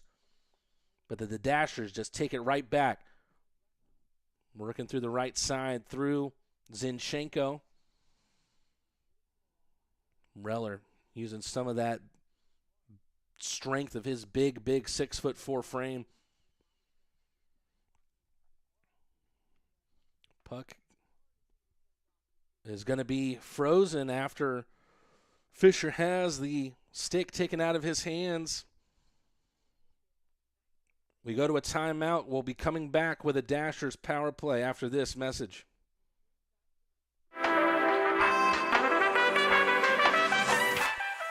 Classic City Flats is a brand new apartment community in Athens, Georgia that redefines luxury living, offering a sleek and contemporary living experience. Our impeccably designed apartment homes boast sophisticated interiors, premium amenities, and exquisite finishes, providing residents with an unparalleled downtown living experience. Classic City Flats is excited to deliver luxury apartments that set the new standard of sophisticated living in Athens, Georgia. Classic City Flats, redefining your horizon of living. There's only one place you can deck yourself out and represent Athens' first ever pro hockey team, the Rock Lobsters. Head to shop.rocklobstershockey.com to get your hats, shirts, and even jerseys now. It's a historic season for all the hockey fans in Athens, and how can you celebrate without beer? The Athens Rock Lobster Clawshank Redemption is available exclusively at Terrapin Tap Room. Terrapin, do the right thing, always. This game has kind of been turned on its head at this point in the second period. The Rock Lobsters at one point having a 2-0 lead, but 2 unanswered goals by the Dashers, one by their captain, Justin Browson, and then another by Jawan Davis, who has looked a real threat coming into this portion of the second period. We'll see if the Dashers are going to be able to keep this pace up. Right now, it's been more about the energy that has lasted through the games for either of these teams. Right now, it felt like the Rock Lobsters have been fresher through the first 2, but with this Sunday finale, we'll see if the Dashers are able to kind of turn this game on its head and use all of the energy that's been expended by the Rock Lobsters through the first 2 games to their advantage. Dashers with a face-off to the right of Lavalier.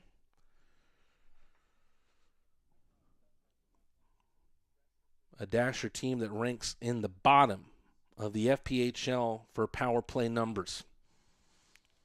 Not letting that affect them. We see the blast there from Browson looking for his second of the game. So much energy sent in that puck that it sends the Rock Lobsters the other way. Very, very smart play to just go ahead and pass it all the way down and shave some more seconds off of this men advantage. Rock Lobsters on to Leslie Jones Law. Penalty kill. Toe drag. Malik Johnson sets up Garrett Milan. My goodness, what a play from Malik Johnson. And pardon me,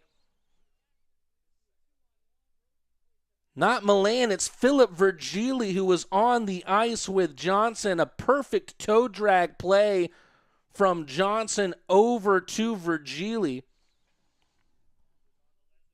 And a little bit of revenge for the Rock Lobsters, who gave up the shorthanded goal last night to open up the scoring in that game. And now they have one with a man down themselves. Philip Virgili puts the Rock Lobsters up 3-2. But all came from the hard work of Malik Johnson and a stellar play with the puck. Great stick handle move in the slot. Pretty much gave Wahlgren no option but to commit to trying and stop Johnson. And right when he did that, Johnson was able to find Virgili with the pass. Are these two going to combine once again? Rock Lobsters commit numbers forward. Johnson down to his knees to poke that one away, and then Virgili follows suit.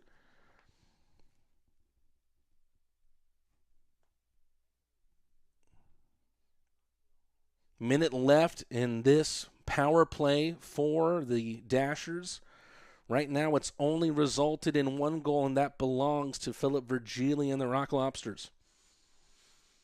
Virgili, his 16th goal of the year, has been a very, very consistent player. Now has 7 points in his last 4 games. 30 seconds left to go. Russell has a bunch of white ice in front of him. Drops it for Milan. Russell tries to follow suit. Rock Lobsters almost catch Wahlgren on his heels. Good forecheck here. Weisblatt riding the back of Fisher, piggyback style. Dashers come away with the puck. Drop pass sent to the right side. No one there. Rock Lobsters back to even strength. We talked about the self-inflicted wounds discipline-wise for the Rock Lobsters. They've made the most of that penalty kill. They might be able to make it for what a beautiful toe drag. Kaysen Gallant centering. Pass goes out to the right for Russell. One-time shot. Puck still loose out in front. Rock Lobsters can't get their claws on it, and the Dashers unable to cause any danger the other way. Bank pass falls for Picard. Glukaryov and Gallant to his left. Instead, it's picked up on the blue line by Zach Horn, dumped back in by Athens.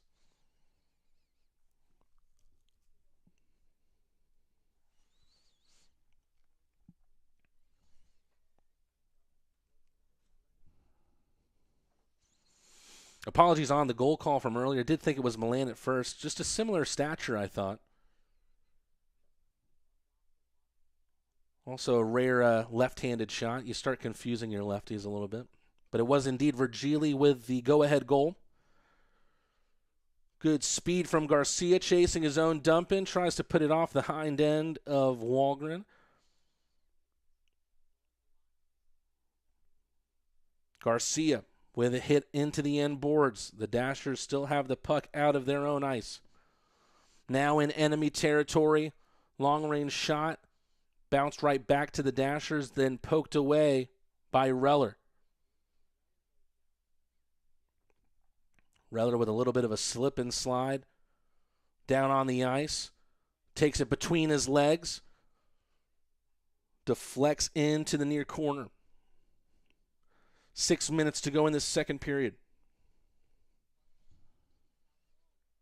Puck behind the net. Centering pass. Falls all the way behind for Shinkarik. Slapper. Wahlgren got a piece of his glove on that one.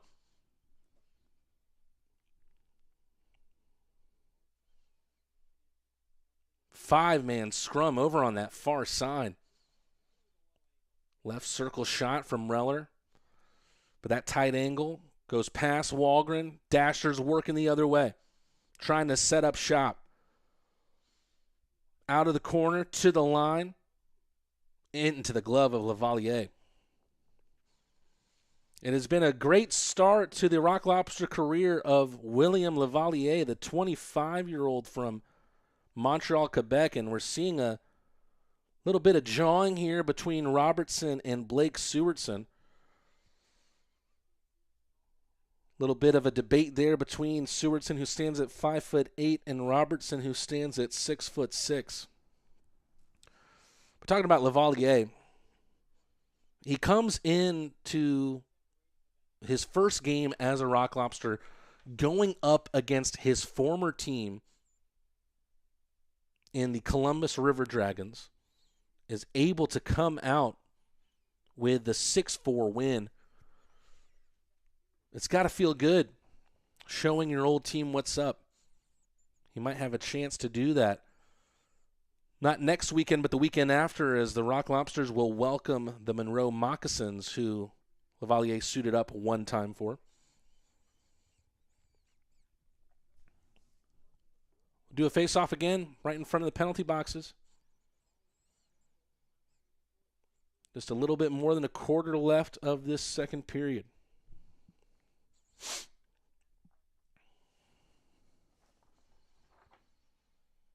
Puck working from the right for the Rock Lobsters, cut out by the Dashers. Backhanded towards Lavalier. Zinchenko back into the corner at the blue line. Slinger has to do something with it, can only find a Rock Lobster. Here comes Glukaryov, who dispossesses his countryman Salov. Weisblatt, turnaround dump in, picked up by Milan behind the net. Knocked out by the Dashers. Greco looking for the icing. Never got the benefit of the doubt. Russell back to Greco. Milan. Always looking like a springed up coil. Finds Russell, who maybe overcommits a little bit. And the Dashers right now with a 3-on-1. Let's see if they can finish it off. Great dive there defensively from Greco. And the puck never made its way past Lavalier. The Rock Lobsters find a way to stop a 3-on-1. Michael Greco lays out to make sure that the puck didn't make its way past him. And this game stays at 3-2.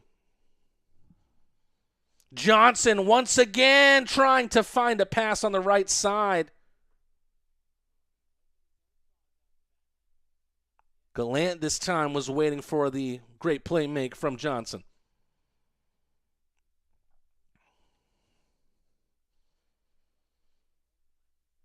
Puck still loose in behind Lavallier's net. He's keeping a watchful eye on it. Meanwhile, his defense trying to help him out.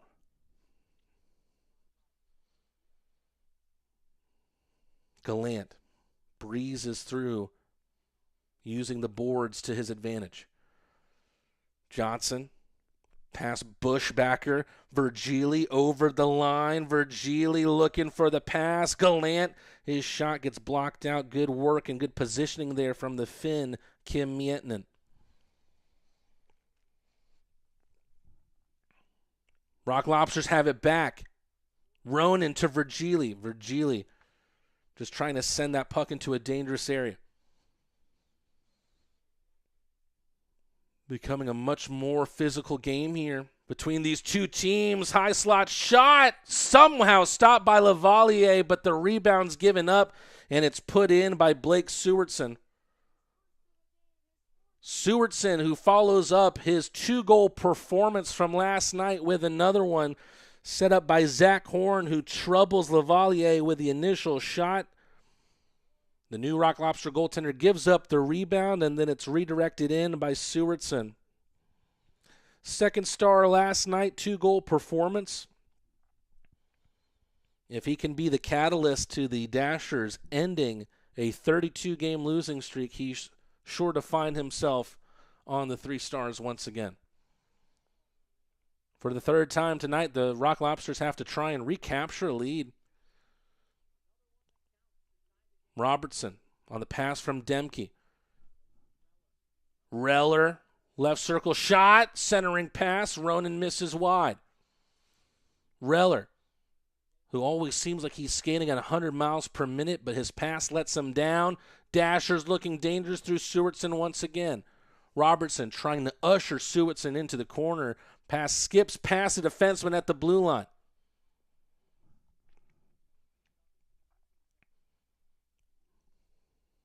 Sewardson, who scored to make it 3-3. Jawan Davis, who scored to make it 2-2. Rock Lobsters get it out of their ice, handled with the glove of Zach Slinger.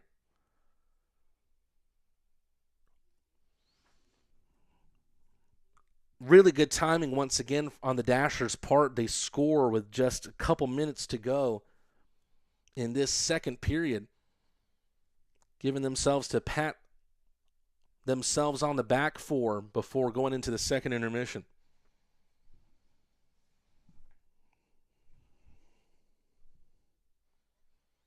Good play in the neutral ice. Garrett Mullane tries to go backhand, gets impeded. Glukarioff fighting for it. Dashers come away with it. Banked, saucered into the near boards. Dion Demke showing the moves there. A forward playing as a defenseman tonight. See a wrister there that misses wide for the Rock Lobsters. Garrett Mullane with the shot, and then he tries another effort, followed up by Glukarioff. Pat saved by Walgren, who's grown into this game as it's gone on. Greco stopped there by Zinchenko. Puck loose out in front. Somehow it finds its way away from Lavalier, and then the follow-up shot from number 21, Colton Wyzak, into the gear of Lavalier. 28 seconds to play, and we're going to have a commercial timeout here. Not much to go, but we'll see what happens with the rest of this second period. Every business owner who's built a business wonders about their company's legacy. What's the path forward after they decide to take a step back? At the heart of every succession plan is a vision that safeguards hard-earned success. This isn't just paperwork.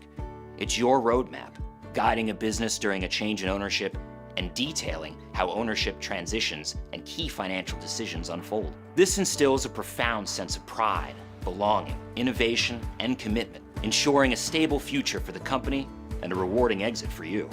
Let's forge that path together. There's only one place you can deck yourself out and represent Athens' first ever pro hockey team, the Rock Lobsters. Head to shop.rocklobstershockey.com to get your hats, shirts, and even jerseys now. A 3-3 game here with just 28 seconds to go in this second period. But in the meantime, let's talk about what's going on the Rock Lobster Hockey website. This is it, says Michelle Martinson. 40% off. You do not want to miss your chance to grab your favorite Rock Lobsters hockey gear before it's gone. Our last call, last chance sale is your final opportunity to score incredible deals on all of your must-have apparel, from hoodies to long sleeve and short sleeve tees and more. This is the ultimate sale for diehard fans. Shop now before your gear is gone. Only 28 seconds left here. Puck loose out in front. Dribbles into the glove of Lavalier.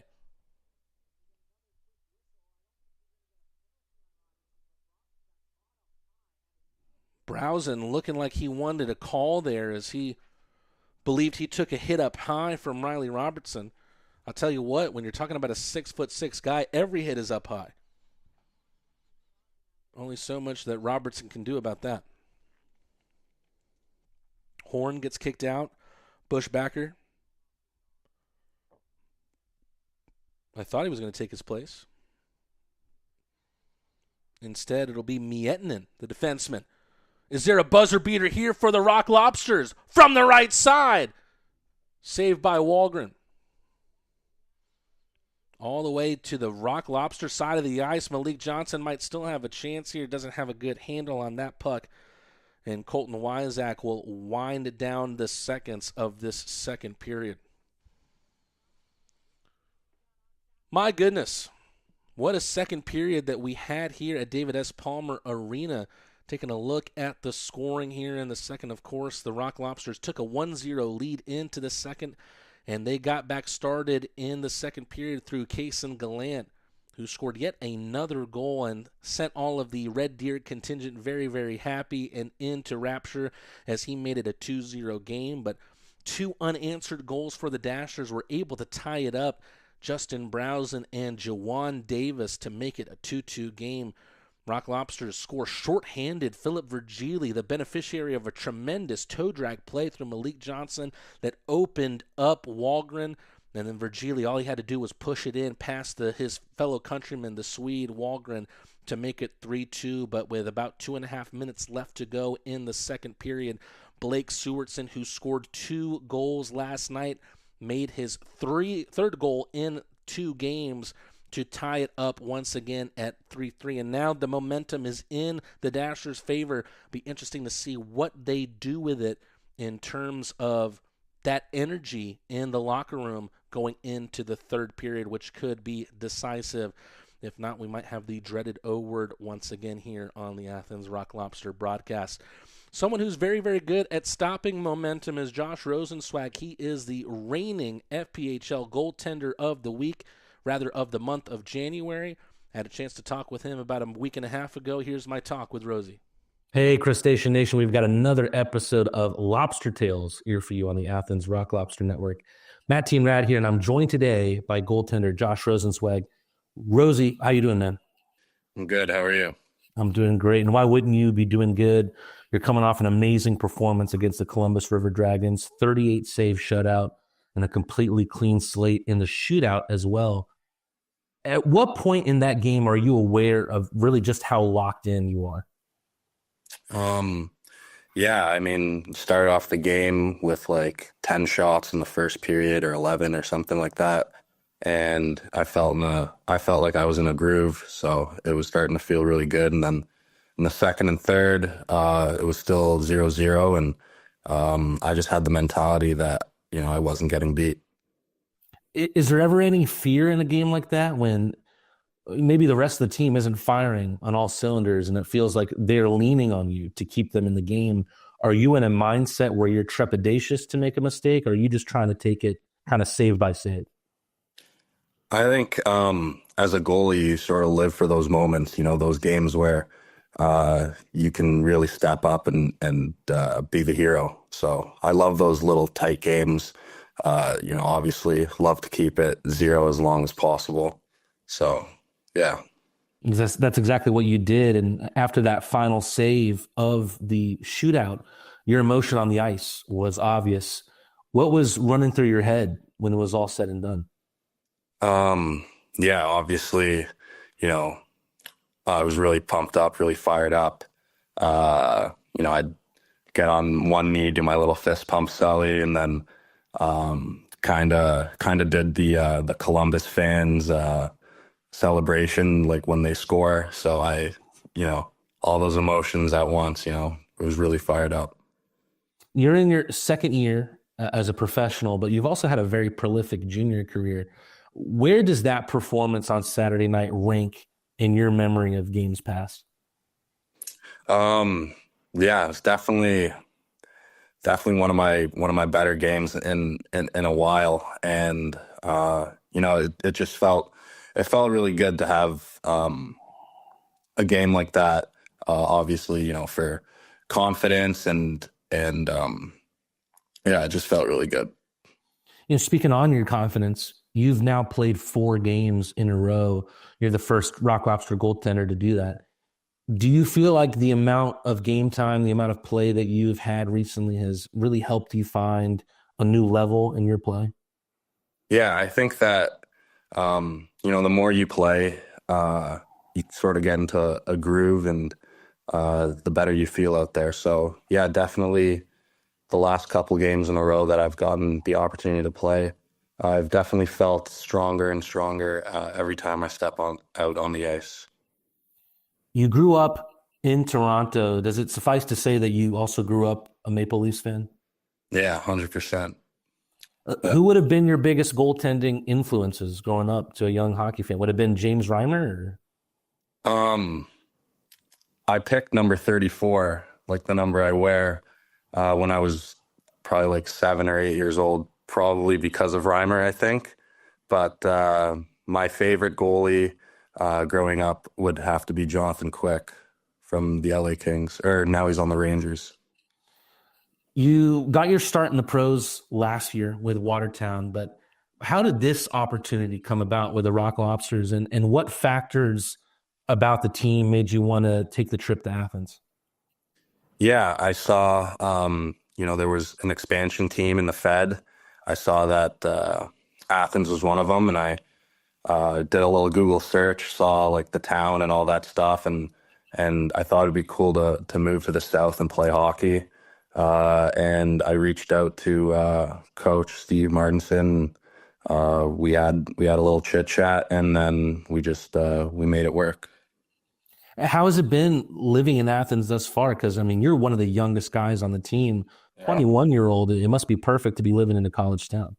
Oh yeah, it's been great so far. I love the South. I love especially like you said, college town. There's always stuff to do, and we're set up really nice with our apartments. So it's been a pretty good lifestyle down here. Toronto, it's arguably the hockey capital of the world. Moving down here to play hockey in the South, and of course you were in Watertown, in a New York town the year before.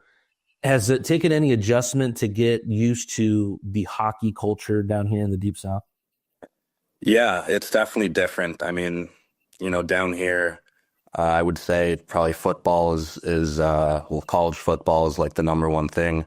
But honestly, ever since we started playing home games down here, I feel like the community and the fans that we're starting to attract, it's getting bigger, and we're getting a lot of love from the community. So it's been really fun, and a lot of fans. Like sometimes I'll be out like to go like at a restaurant, and like people will come up to me and just be like, "Oh, like you're on the Lobsters, blah blah," and it's pretty cool to start to get that recognition. So it's been nice. So there's also a third team that you've played in as a pro. That was HC Tel Aviv. What was that experience like to play in Israel, and how did that opportunity arise? That's funny. I never ended up going to Israel. It was an error on the website. I was supposed to go this summer to play in the Israel League, That sort of fell through just because there's been like a lot of wars going down over there in that part of the world. But no, I would definitely love to go and play in the summer in the Israel League, and I got family there and stuff, so it would be good to kind of see them and hang out with them and play some hockey down there. So I actually looked this up. So it is a German-Israeli name, Josh Rosenzweig. I realized what the translation is. Do you know what it translates to? I think it's like the thorn on a rose. Rose branch is what, I mean, Yeah. doesn't mean Google's always right? Yeah. That's what came up. Yeah. I've asked a fair amount of the guys who they think the funniest guy on the team is. And your name has come up, I think, every time. Really? Would you give yourself that title, or does someone else come to mind for you? I mean, I definitely like to keep it light most of the time, but I don't know. I would say that Orca Weisblatt, he's a character. He's a funny guy. Is he kind of like a sneaky funny guy? Because Orcs can be a quiet dude. Yeah. I mean, I'm really close with him, so once you get to know him a little bit better, he can make you giggle a little bit. So he's pretty funny. We've already mentioned it once. You're one of the youngest guys on the team. I think Brandon Rellett is the only guy that's younger. 2 questions with that in mind. Who have been the guys that you have been closest to on the team? And then who are the more experienced guys that you've kind of been looking up to? Yeah, so closest, I would say, definitely Orca, my roommate, Kaysen Gallant, and Garcia, and probably, Reller too. Like all us young guys, we have a lot of stuff in common. We love to hang out together after practice and whether it's watching movies or going to get something to eat, it's always a good time with them. And then you said experienced, sorry? Who have been the more experienced guys that you've been looking up to? Definitely, guys like Shanks and Millsy. Those guys, they lead by example every day. They've instilled a culture on this team that, there's very high expectations, and I don't think I've ever seen those two guys, especially like ever go through the motions or take a day off. Like those guys, they lead by example, and they've had long pro careers because of it. And it's always good to learn from guys like that. Being a goalies tend to be the superstitious type. Do you have any superstitions or any rituals that you partake in? When I was younger, I used to have a lot of weird things that I felt like if I didn't prepare this exact way, it wasn't going to be a good game or anything. But as I've gotten older, I've tried to keep it really simple. I mean, if we're on the road like this past weekend, definitely want to get a good meal, good nap in, and then when we show up to the rink, I like to get my headphones in and sort of just dial in, and I'll grab a lacrosse ball, throw it against the wall, and then make sure that I'm all stretched up, get treatment, make sure my body's ready to go. And then I guess little things with my equipment, I always get dressed the same way. So like right skate before the left, like that kind of stuff. But yeah. I had a group of buddies come in for the New Year's Eve game, and I had a buddy's girlfriend. She's really a good friend too, but she wanted me to ask you about your stretching routine. Can you take us through the pregame stretch? Maybe any stretches that you can teach us here on the interview. Yeah, I mean, I think I've done that same little routine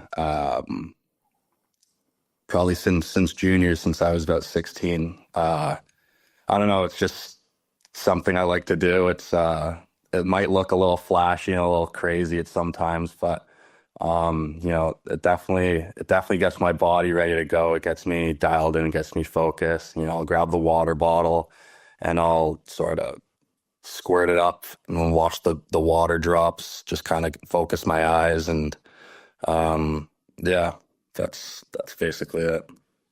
You know, it feels like you kind of have a thing for playing in Monroe. Some of your best performances have come against the Moccasins in Monroe this season. What is it about there that just brings out the best in you? Is it something about maybe the fans there that you really want to be on your very best, or some other factor that really puts you in tip top to go up against the Moccasins? Yeah, I'm not really sure, but every time we're in Monroe, I think they've had the most fans consistently, like on a nightly basis on the road. I think they get an average of like 4,000, north of 4,000 fans a game. And I don't know, I've loved the pressure. I've loved the spotlight, ever since I started playing. And they always have, the fans heckling at us. They make signs and stuff. So, it's a great atmosphere to play in. And, when you get booed, sometimes you like being the villain. It's not always a bad thing. And, it's been fun the couple times that we've played in Monroe. From being the villain in Monroe to being the hero in Aikens Ford Arena, we've got a 3-game set coming up against the Baton Rouge Zydeco. Rosie, how excited are you to get back on the home ice? And what has it been like for you as a goaltender to open up this new arena with the Rock Lobsters?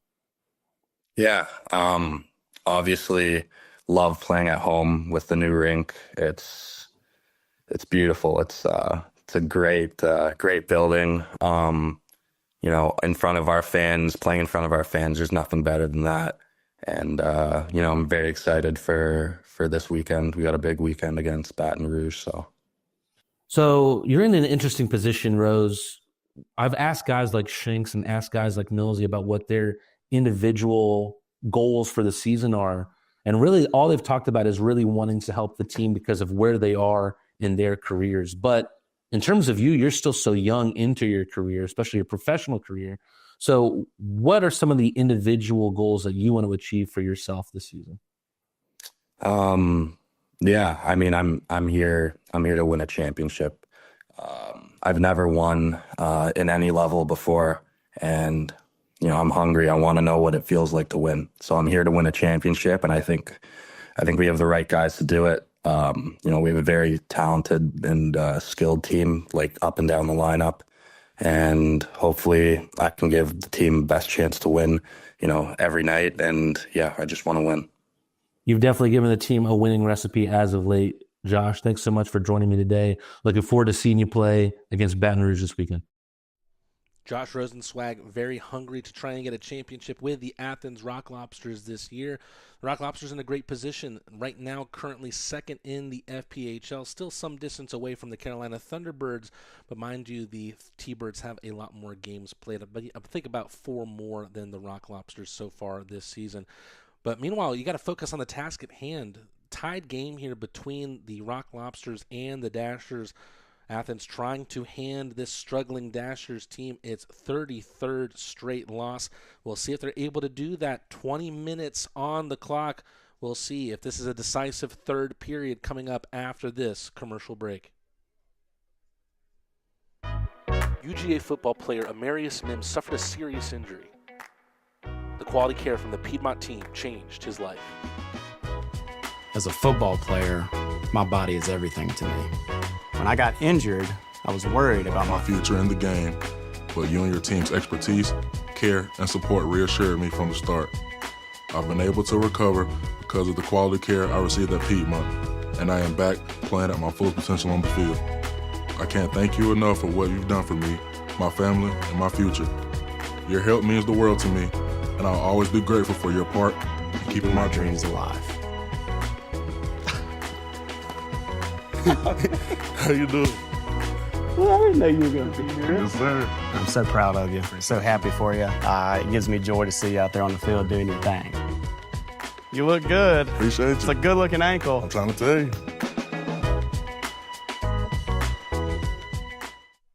Taking a look at statistics from the second intermission, those 2 unanswered goals scored by Brazen and Davis was followed up by the goal that came shorthanded on a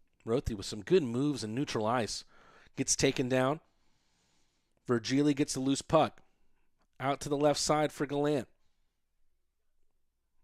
Pass towards Johnson. Never made it to the Rock Lobster number 67. Batted around the end boards by the Swede Virgili. He scored to make it 3-2. Now a 3-3 game. Back at the blue line, Shinkarik into the right corner. Johnson just kind of pops it up for himself. Heavy hit at the end boards by Virgili. Great pass, finds Russell on the right side. Rifles a shot, and it's all the way in.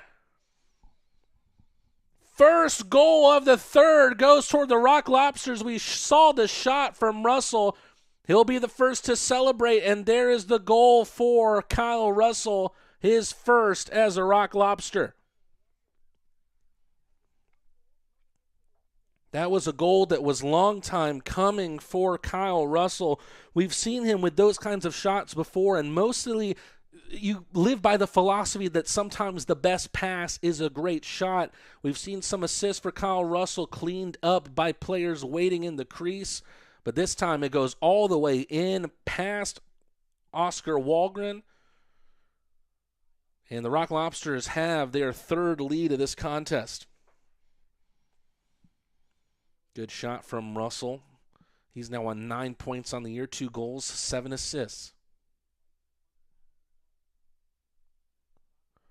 Looks like we have a frozen screen here on our broadcast. I don't know why that is.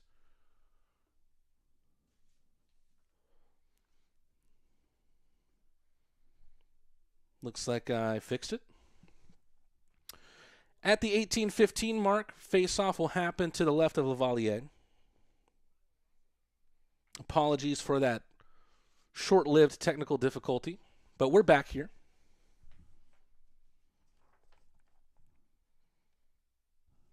Zach Horn on the face-off for the Dashers, going up against Milan. Rock Lobsters win the draw once again, working up the right side, sent back in by Miettinen. Offside called against the Dashers, frozen at the 18:08 mark.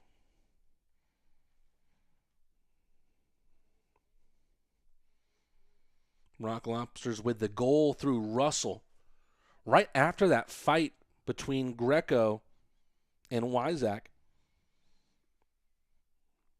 Devin Dobek said that Colton Wyzak's family out of St. Thomas, Ontario, was in the building tonight.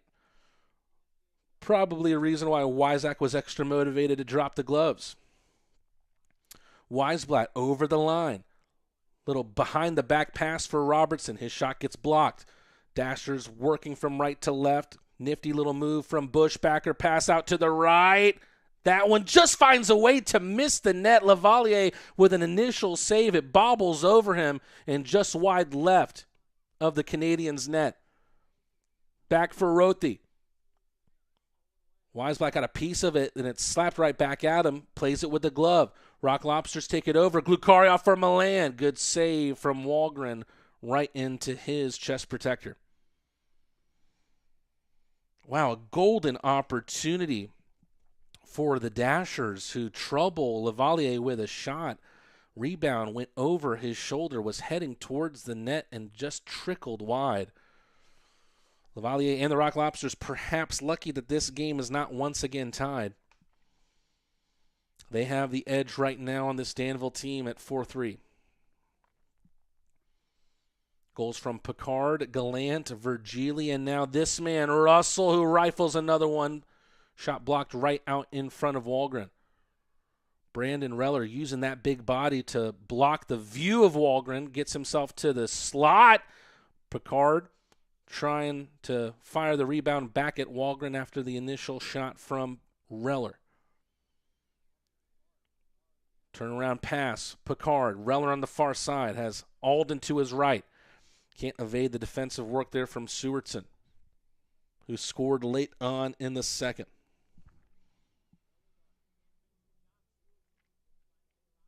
Riley Robertson using that big body to get in front of the puck. Rock Lobsters step on the brakes a little bit, tiptoeing into the zone. A long-range shot from Robertson saved by Wahlgren, who stops the clock at 16:31.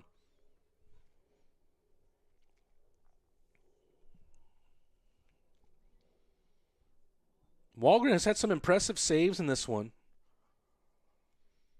He's playing like someone who knows that the game is there to be won if the Dashers can play a clean game, but they'll feel that they can't build on the momentum that they've created through this game, and they'll feel that once again after that goal from Russell to give the Rock Lobsters another lead, their third of this game. Had one at 1-0, had one at 3-2, and now one at 4-3.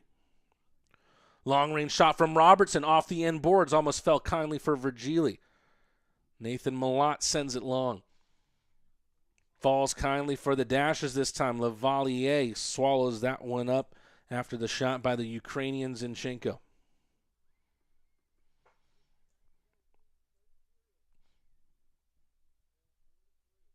Zinchenko not the only Ukrainian sportsman with that last name, so I'm curious if there's any relation there. Longtime Man City and Arsenal defender, footballer, soccer player, if you will, Alexander Zinchenko.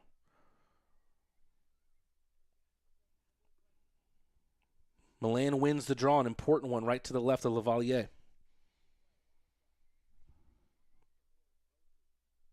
Good little push into the zone from Glukaryov. Milan on the far side. Weisblatt gets the pass from Super Milan, but it gets tipped away from him. Matt Garcia first to the loose biscuit. Rock Lobsters on the left side. Glukaryov to Milan, jumping over it. There was Shinkarik. Didn't trouble Walgren. Glukaryov to Shinkarik. Shinkarik looking for an option. Wrister from the left circle, blocked out. Falls for Brazen. Rock Lobsters turn the puck over in enemy territory. Great play all around. Oh, my goodness. Glukaryov with a highlight reel play make, but wasn't finished by Milan. Long-range shot from Shinkarik misses wide. Slapped all the way out. Lavalier avoids the icing. Shinkarik picks up the pass from his goaltender, protects it at the line, finds Russell, who is currently the game winner as it stands. 5 minutes gone in this third period. A good board push on the right side from Dion Demke, who's been deployed as a defenseman today. Russell pops that one up in the air like he's practicing pop flies. Ronan turns around, trying to dispossess Lucas Rothi. Quick shot saved by Walgren, but not out of the zone yet for the Dashers. Picard in behind him. Demke back for Russell. Demke now being played as a forward as we see a shot. Feels like it would be a storybook moment if Demke was able to log his first point as a Rock Lobster and have it be a goal. Would potentially be a dagger. Russell at the line, sent once again, pad saved by Walgren. The Dashers are being extremely troubled here by the Rock Lobsters. Shot from Reller has his stick slashed in half. Once a call, shrug of the shoulders, he's not going to get it. Russell doesn't want to commit the offside.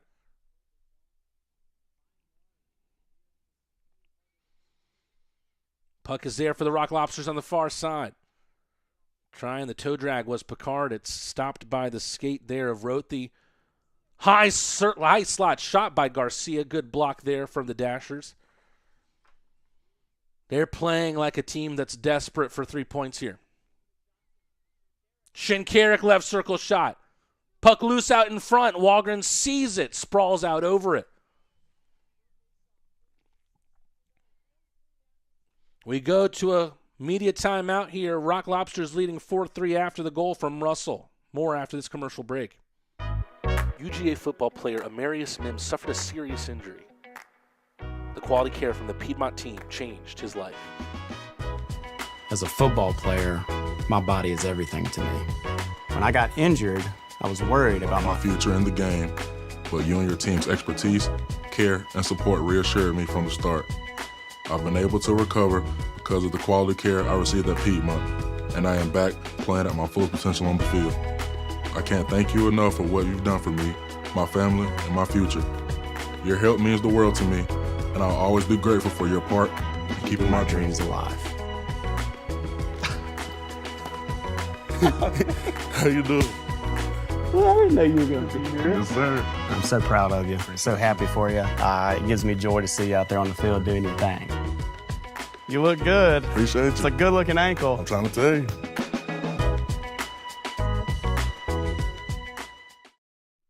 Rock Lobster fans, if you've had your eyes on some Rock Lobster merch, now is the perfect time. 40% off.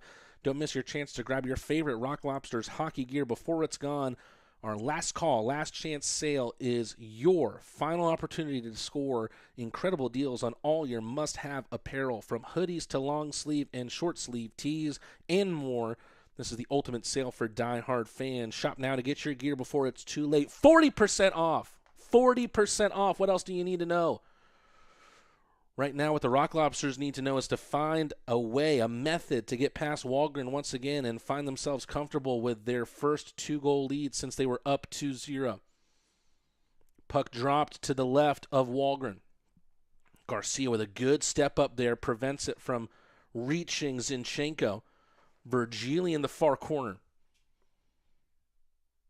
was able to score in this game. How sweet it has been for the Swede recently, but his number 17 counterpart is hard to the net. Zinchenko gets stopped by some good pressure there from Shinkarik. Behind the goal, looking for options are the Dashers, and they might have given the Rock Lobsters an option. Malik Johnson able to trouble Wallgren, but didn't have a lot of support to try and make it an easier play. And meanwhile, on the other side of the ice, Lavalier is able to stuff the Dashers, who were using the speed from one end of the ice to the other, trying to use it to their advantage.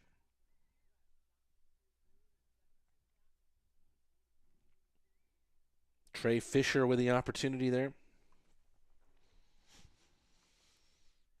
Rock Lobsters looking for a potential dagger in this game. One thing's for sure, that extra gap, that extra cushion would make them feel a lot more comfortable. Glukarioff to Weisblatt. Can't cast a spell on that one. Milan has it back. A lot of turnovers in the defensive ice today. That one unloaded on by Glukarioff, who's waiting at the doorstep. A spill right in front of Wallgren from the Dashers, but they send it long. Icing called. Face-off will be sent down to the other end of the ice.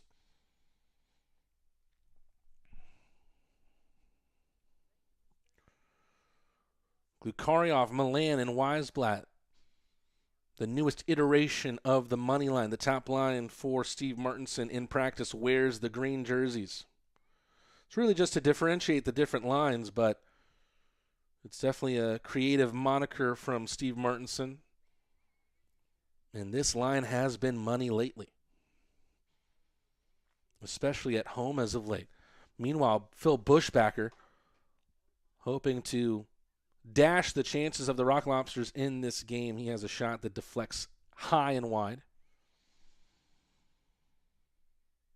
Both teams will make changes.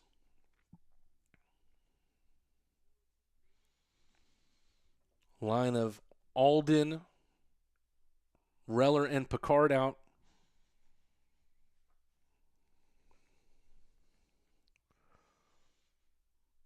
Rock Lobsters with the initial win on the faceoff. Robertson is able to get it over to the right, but the Dashers forced a turnover, and then Picard gets in front of the shot, sends himself on a breakaway. Great save from Wallgren.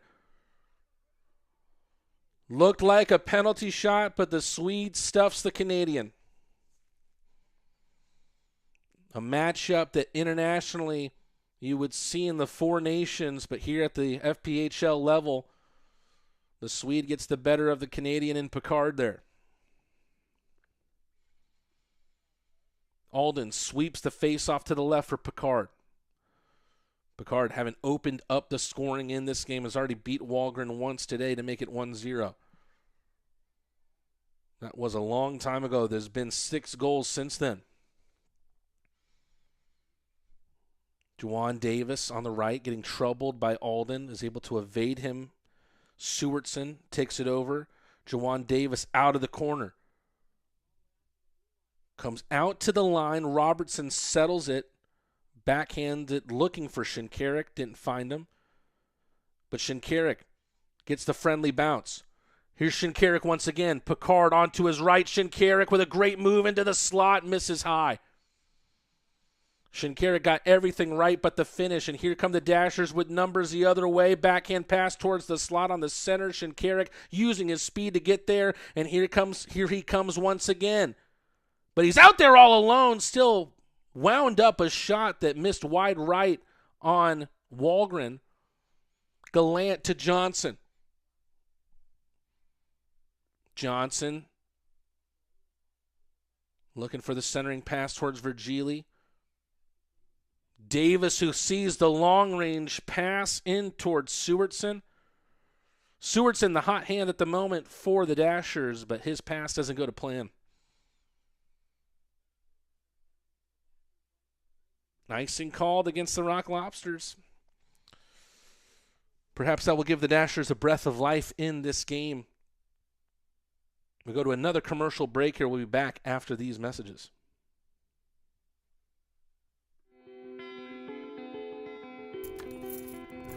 Farm Burger is defined by its mission, its farms, its team, and its family. In 2008, our co-founders gathered around a single idea: redefine the burger by bringing together a community of ranchers, farmers, chefs, restaurateurs, and eaters. Our promise is to strive every day and with every burger to uphold these core values to each and every one of you. We do that by holding ourselves to a higher standard. Grass-fed and grass-finished, that means our cattle are never fed grain. Our belief feeds our mission, and our mission is to feed you. Taking a look at the standings here for the Dashers Hockey Club that is being put up on their broadcast by Devin Dobek. Thanks to him for letting us share his broadcast on the Athens Rock Lobster Network. As you can see, things not looking great for the Dashers. The lowest point tally in the league at 6 points, and they're in a division that is there for the taking, really, if you want to get into a playoff spot, because you have the Binghamton Black Bears, a big gap, and then everyone else. As you see, the asterisk there next to the 98-point tally for the Binghamton Black Bears, they have already secured playoffs and is the first team in the FPHL to do so. Meanwhile, on the Athens Rock Lobsters side, you can see they're 11 points behind the Carolina Thunderbirds, able to create some more distance now between them and the River Dragons. They would love to get to that 74-point tally with a win in this game before they welcome the River Dragons to another Wednesday night game in a few days. Keep in mind that the Rock Lobsters have played 3 or 4 games less than the River Dragons and the T-Birds. Puck loose out in front, almost poked in by Johnson. Pass Walgren, long-range effort from Greco, misses wide. Greco's back on the ice, probably has been for some time after he started this third period with a fight against Wyzak. Johnson gets the puck in behind. Centering pass, Gallant doesn't get enough mustard on it. Stopped at the line by Garcia, sent back in. To his roommate, Kaysen Gallant, centering pass, looking for Virgili. A lot of pressure here. Rock Lobsters looking for the decider. Not going to come just yet. 9 minutes to go in regulation. Zinchenko hard to the net. Finds a way past Lavalier. Another tie game. Zinchenko ties it up at 4 apiece.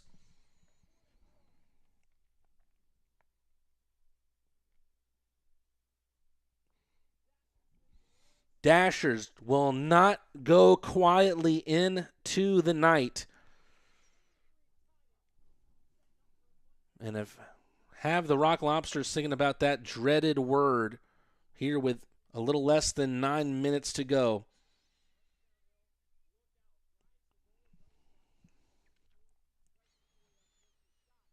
It has been back and forth between these two teams in this game and in this series. But the Dashers have yet to lead this game.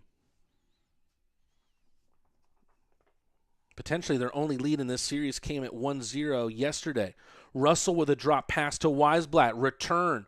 Russell never got a good vision on it. Dashers with a 2-on-2 the other way. Horn with a shot that gets blocked out. Milan using his body to take someone to the end boards. Spills out for Sewitson in the near corner.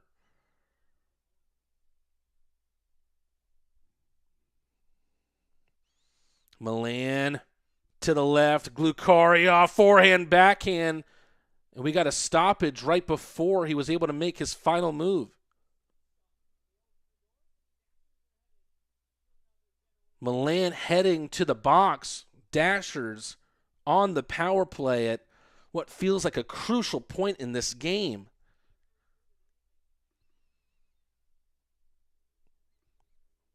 We'll take a look at the Federal Hockey summary. Milan with a slash. Potentially what opened up that space for Glukaryov to try and go forehand, backhand.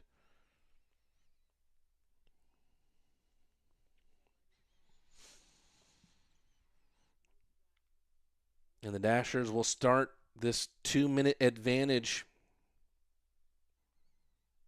to the right of Lavalier. Rock Lobsters on the Leslie Jones Law penalty kill. They have still not had a power play in this game.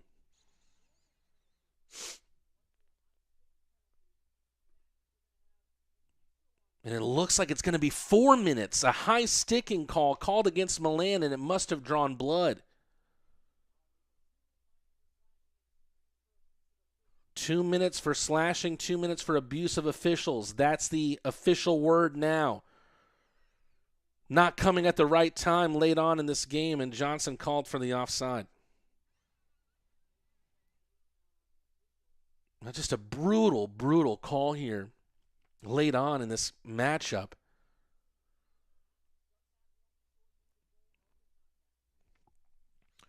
Rock Lobsters have scored shorthanded in this game. You remember that beautiful feed from Malik Johnson to find Philip Virgili. False start here on the puck drop.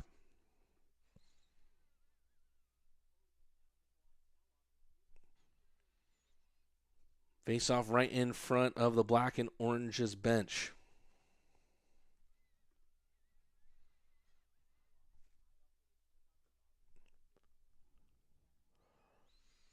Dashers working out of their own zone. It feels like this one's going to come down to crunch time. Right now it is crunch time. 3.5 minutes left of man advantage. Horn trying to avoid Virgili. The Swede takes him into the boards. Slapped out of the Rock Lobster ice all the way down. Lucas Rothe feeling the forecheck of Alden.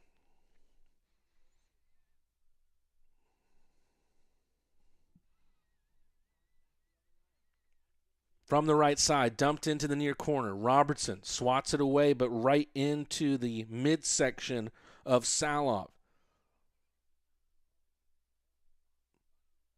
Sauce to the point here for Rothe. Salov on the left, right in front of the glass. Sloppy pass. Horn gets pinned by Robertson. Zinchenko out to the right. Slapper. Never made it to Lavalier. Rothe, second bite of the cherry. Just wide. Turnaround shot. Close in. Dashers still don't have it. 2 minutes, 15 seconds of Leslie Jones Law penalty kill left. I think that one is into the Dasher bench.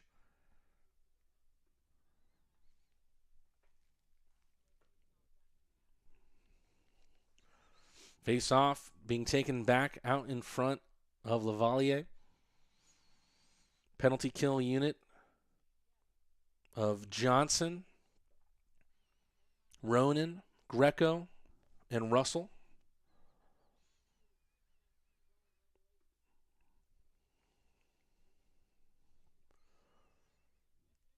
Long-range shot. That one was looking dangerous off the stick of Miettinen. I think it just trickled wide against Lavalier. Got to be careful here, the Dashers at the line. They do enough. Davis back out to the defense core. Shot deflects here to the near boards. Davis picks it up into the near corner. Miettinen with a shot. Pad save from Lavalier. Good pressure from the Dashers, keeping this puck in on the Rock Lobsters. Russell with a pin. That freed things up for Greco. Davis heading towards the Rock Lobster bench. A collision between him and Ronan. Fisher looking for the one-timer. Great move there by Johnson, who puts his body on the line to get in front of the biscuit.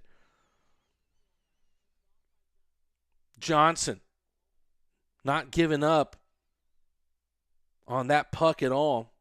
Just chasing around the Dashers like a gnat at the beach. Sewardson, high slot shot, saved by Lavalier. A little bit of afters between Greco and a Dasher. Believe it's Quinn O'Reilly. Through 3 minutes and 2 seconds of Dasher power play time.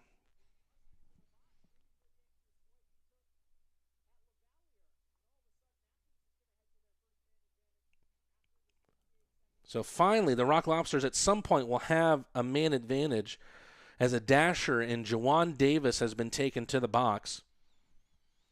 They'll have to get through 58 seconds of 4-on-4 first and then head to the Paloma Park power play, the first of the day for Athens. Reminder, though, that the Dashers have scored 4-on-4 in this game.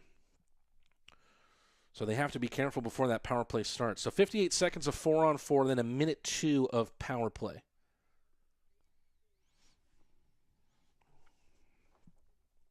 Five minutes, 4 seconds of regulation left. Weisblatt in the circle, back to Robertson. Shinkarik loads up that big-time shot. Loose out in front for Picard, who swats at it, bounces favorably for Salov and the Dashers. Salov using that speed once again. Lavalier out of his crease to try and play it. Back of the line for Miettinen. Left circle shot. Rothi misses wide. Spills into the neutral zone.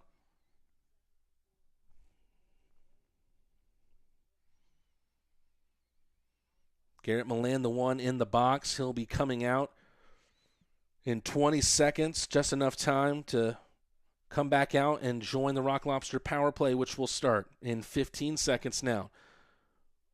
Weisblatt, his shot deflects off of Walgren and into the netting.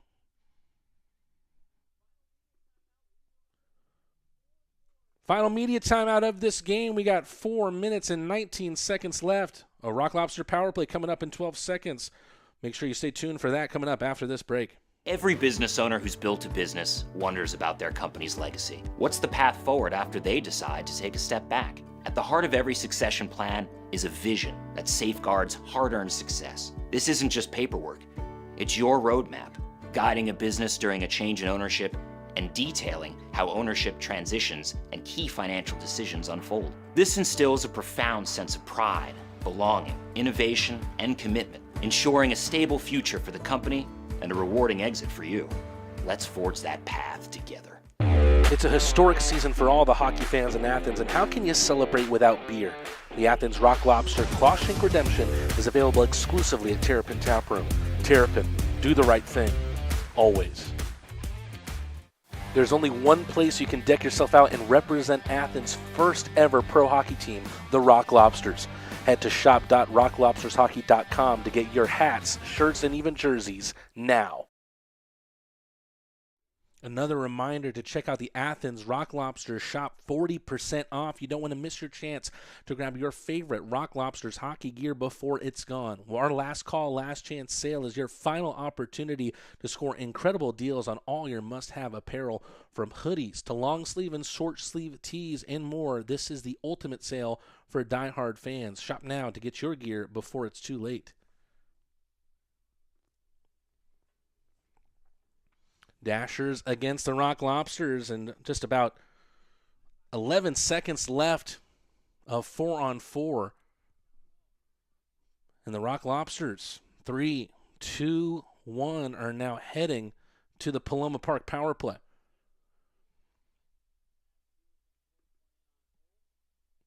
Stewartson floated one in on Lavalier, who will freeze.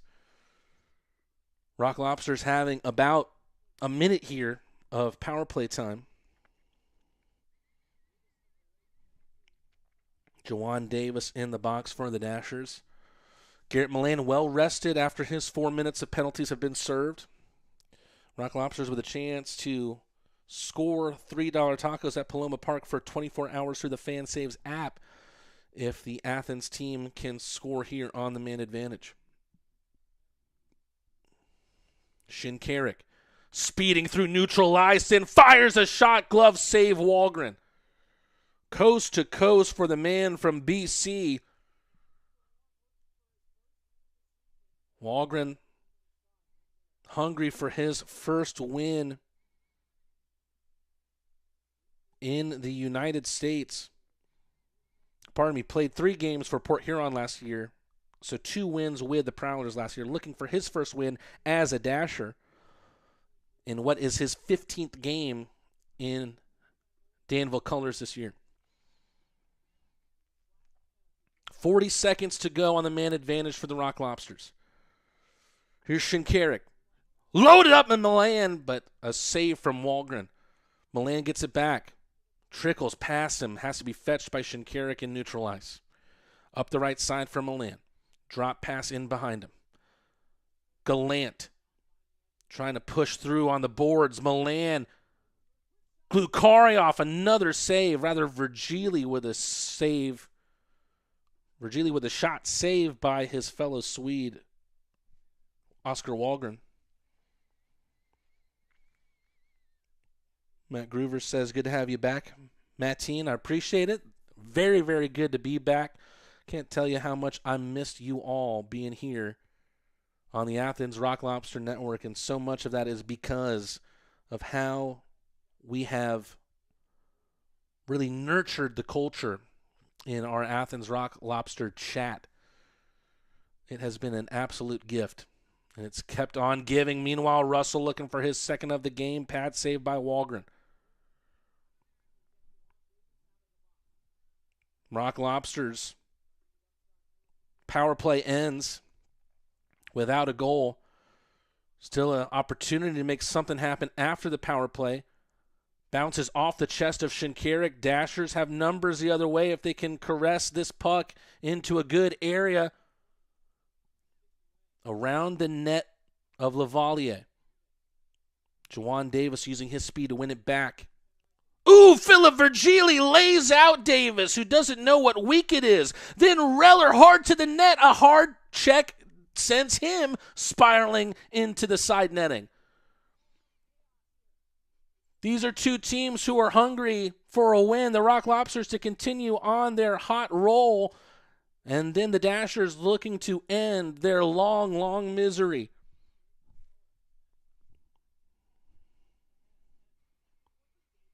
Davis had an opportunity from close range. About 2 minutes of regulation here. The Rock Lobsters want 3 points. They don't want 2. Greco holds it in. And it's in! It's in! Malik Johnson with the tip on the effort from Greco! Have the Rock Lobsters just won this game late on through Mallow? Malik the Marvel makes it 5-4.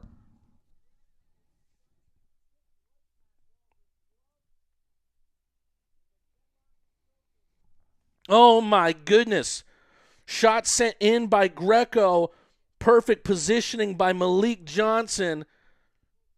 And he has dashed the Dashers' chances of ending this 32-game long losing streak as it potentially goes to 33. And the Dashers needing something here to try and prolong this will call the timeout. We'll be right back after this commercial break. The Rock Lobsters have done enough to win it, but can they complete it defensively? We'll see after this commercial break. Since 1968, we've been your trusted source for home comfort. From then to now, we've evolved, but our commitment to your comfort remains unchanged. Experience the expertise that only decades of dedicated service can provide. Trust Stanfield. We've been keeping homes comfortable for over 50 years. Your comfort, our legacy. Schedule online at stanfieldair.com. Farm Burger is defined by it. Pardon me, hate to cut off that message from our great friends at Farm Burger. But we're back in play here, minute 55 after that Dashers timeout. Malik Johnson with potentially the game-winning goal. Malik the Marvel has played a big part in this game. Scored shorthanded for the Rock Lobsters with a great toe drag play to open things up for Virgili, who put the finishing touches on it. And then Johnson potentially putting the finishing touches on this game, scoring late with 2 minutes to go in this matchup. Malik Johnson with his 9th of the year. Dashers not giving up, though. Lavalier doing just enough to keep that one out. This team from Danville has shown that you cannot rest on your laurels. They do not care what the standings say anymore. Why would you after 32 games lost? There's nothing else to lose for the Dashers. But the Rock Lobsters are just as merciless. They don't care about your sob story. They want to become one of the best new teams in the FPHL. They have higher aspirations. Glukaryov pins it to the boards, gets his helmet taken off of him. Milan with a great move at the line. He's taken down. It looks like it's pointed at for offsides.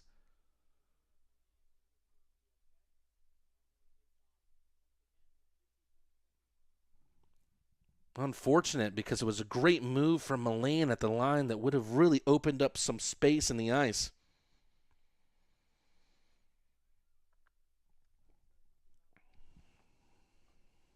"54 seconds on the clock here at David S. Palmer Arena.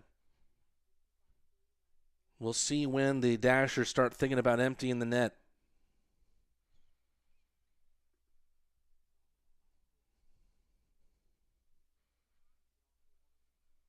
Zinchenko at the left side, works it to the right. Dumped in by the team from Danville.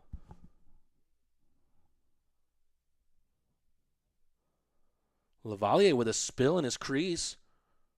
Puck at the near side. Robertson takes the body of Zinchenko. Fisher tries to center a pass taken away from him by Virgili, sent the length of the ice, and of course, we now have an empty net for the Dashers. An extra attacker for them as they look to tie this game up late on. Salov trying to make something happen right in front of Lavalier. Gets pushed into the boards by Robertson for it. Shot at the line. Lavalier just covers it up with 6 seconds left to go.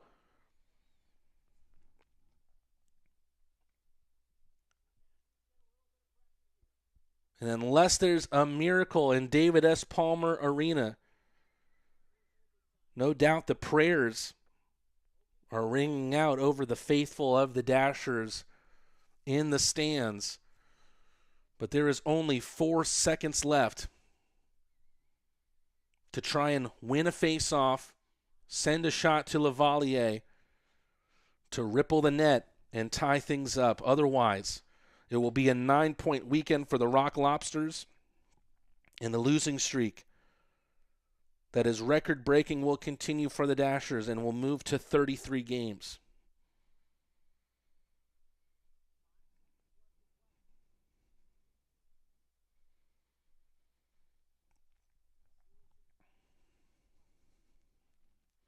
Weisblatt takes the draw and wins it. Rock Lobsters will hold, and that will do it for the action from Danville. The Dashers, you have to give this team credit. 32-game losing streak, never gave up, never gave up. They were able to tie it at 4 apiece. About halfway through the third period through Budan Zinchenko, but Malik Johnson dashes the Dashers' chances of ending this record-breaking streak with a late goal, 2 minutes left in regulation. And the Rock Lobsters win 5-4, make it a 9-point weekend. Rock Lobsters move to 74 points in the FPHL this year. Let's take a look at who our potential 3 stars of the game are. I'm going to open up our game sheet here on federalhockey.com. But, of course, there's some great calls for who we can give our 3 stars to. Taking a look at the point tallies for the Rock Lobsters in this game. Right now, we'll take a look. We'll give star number 3 to Kyle Russell. Kyle Russell, with his first goal as a Rock Lobster, came at a perfect time, gave the team the lead at 4-3. Of course, that game wasn't done just yet. The Dashers came back and made things difficult for the Rock Lobsters late on, but someone else who really performed, much in thanks to who our first star will be, Philip Virgili, our second star of the night, a goal and 2 assists for the Swede. How sweet it is to be that Swede lately. A 3-point performance for him, and that beautiful goal that was created by Malik Johnson on the shorthand. And that gives you a great look into who our first star is of the night. 1 goal and 3 assists. The game winner, Malik Johnson, was able to tip it in past Oscar Walgren for the game-winning goal, the shot from Michael Greco.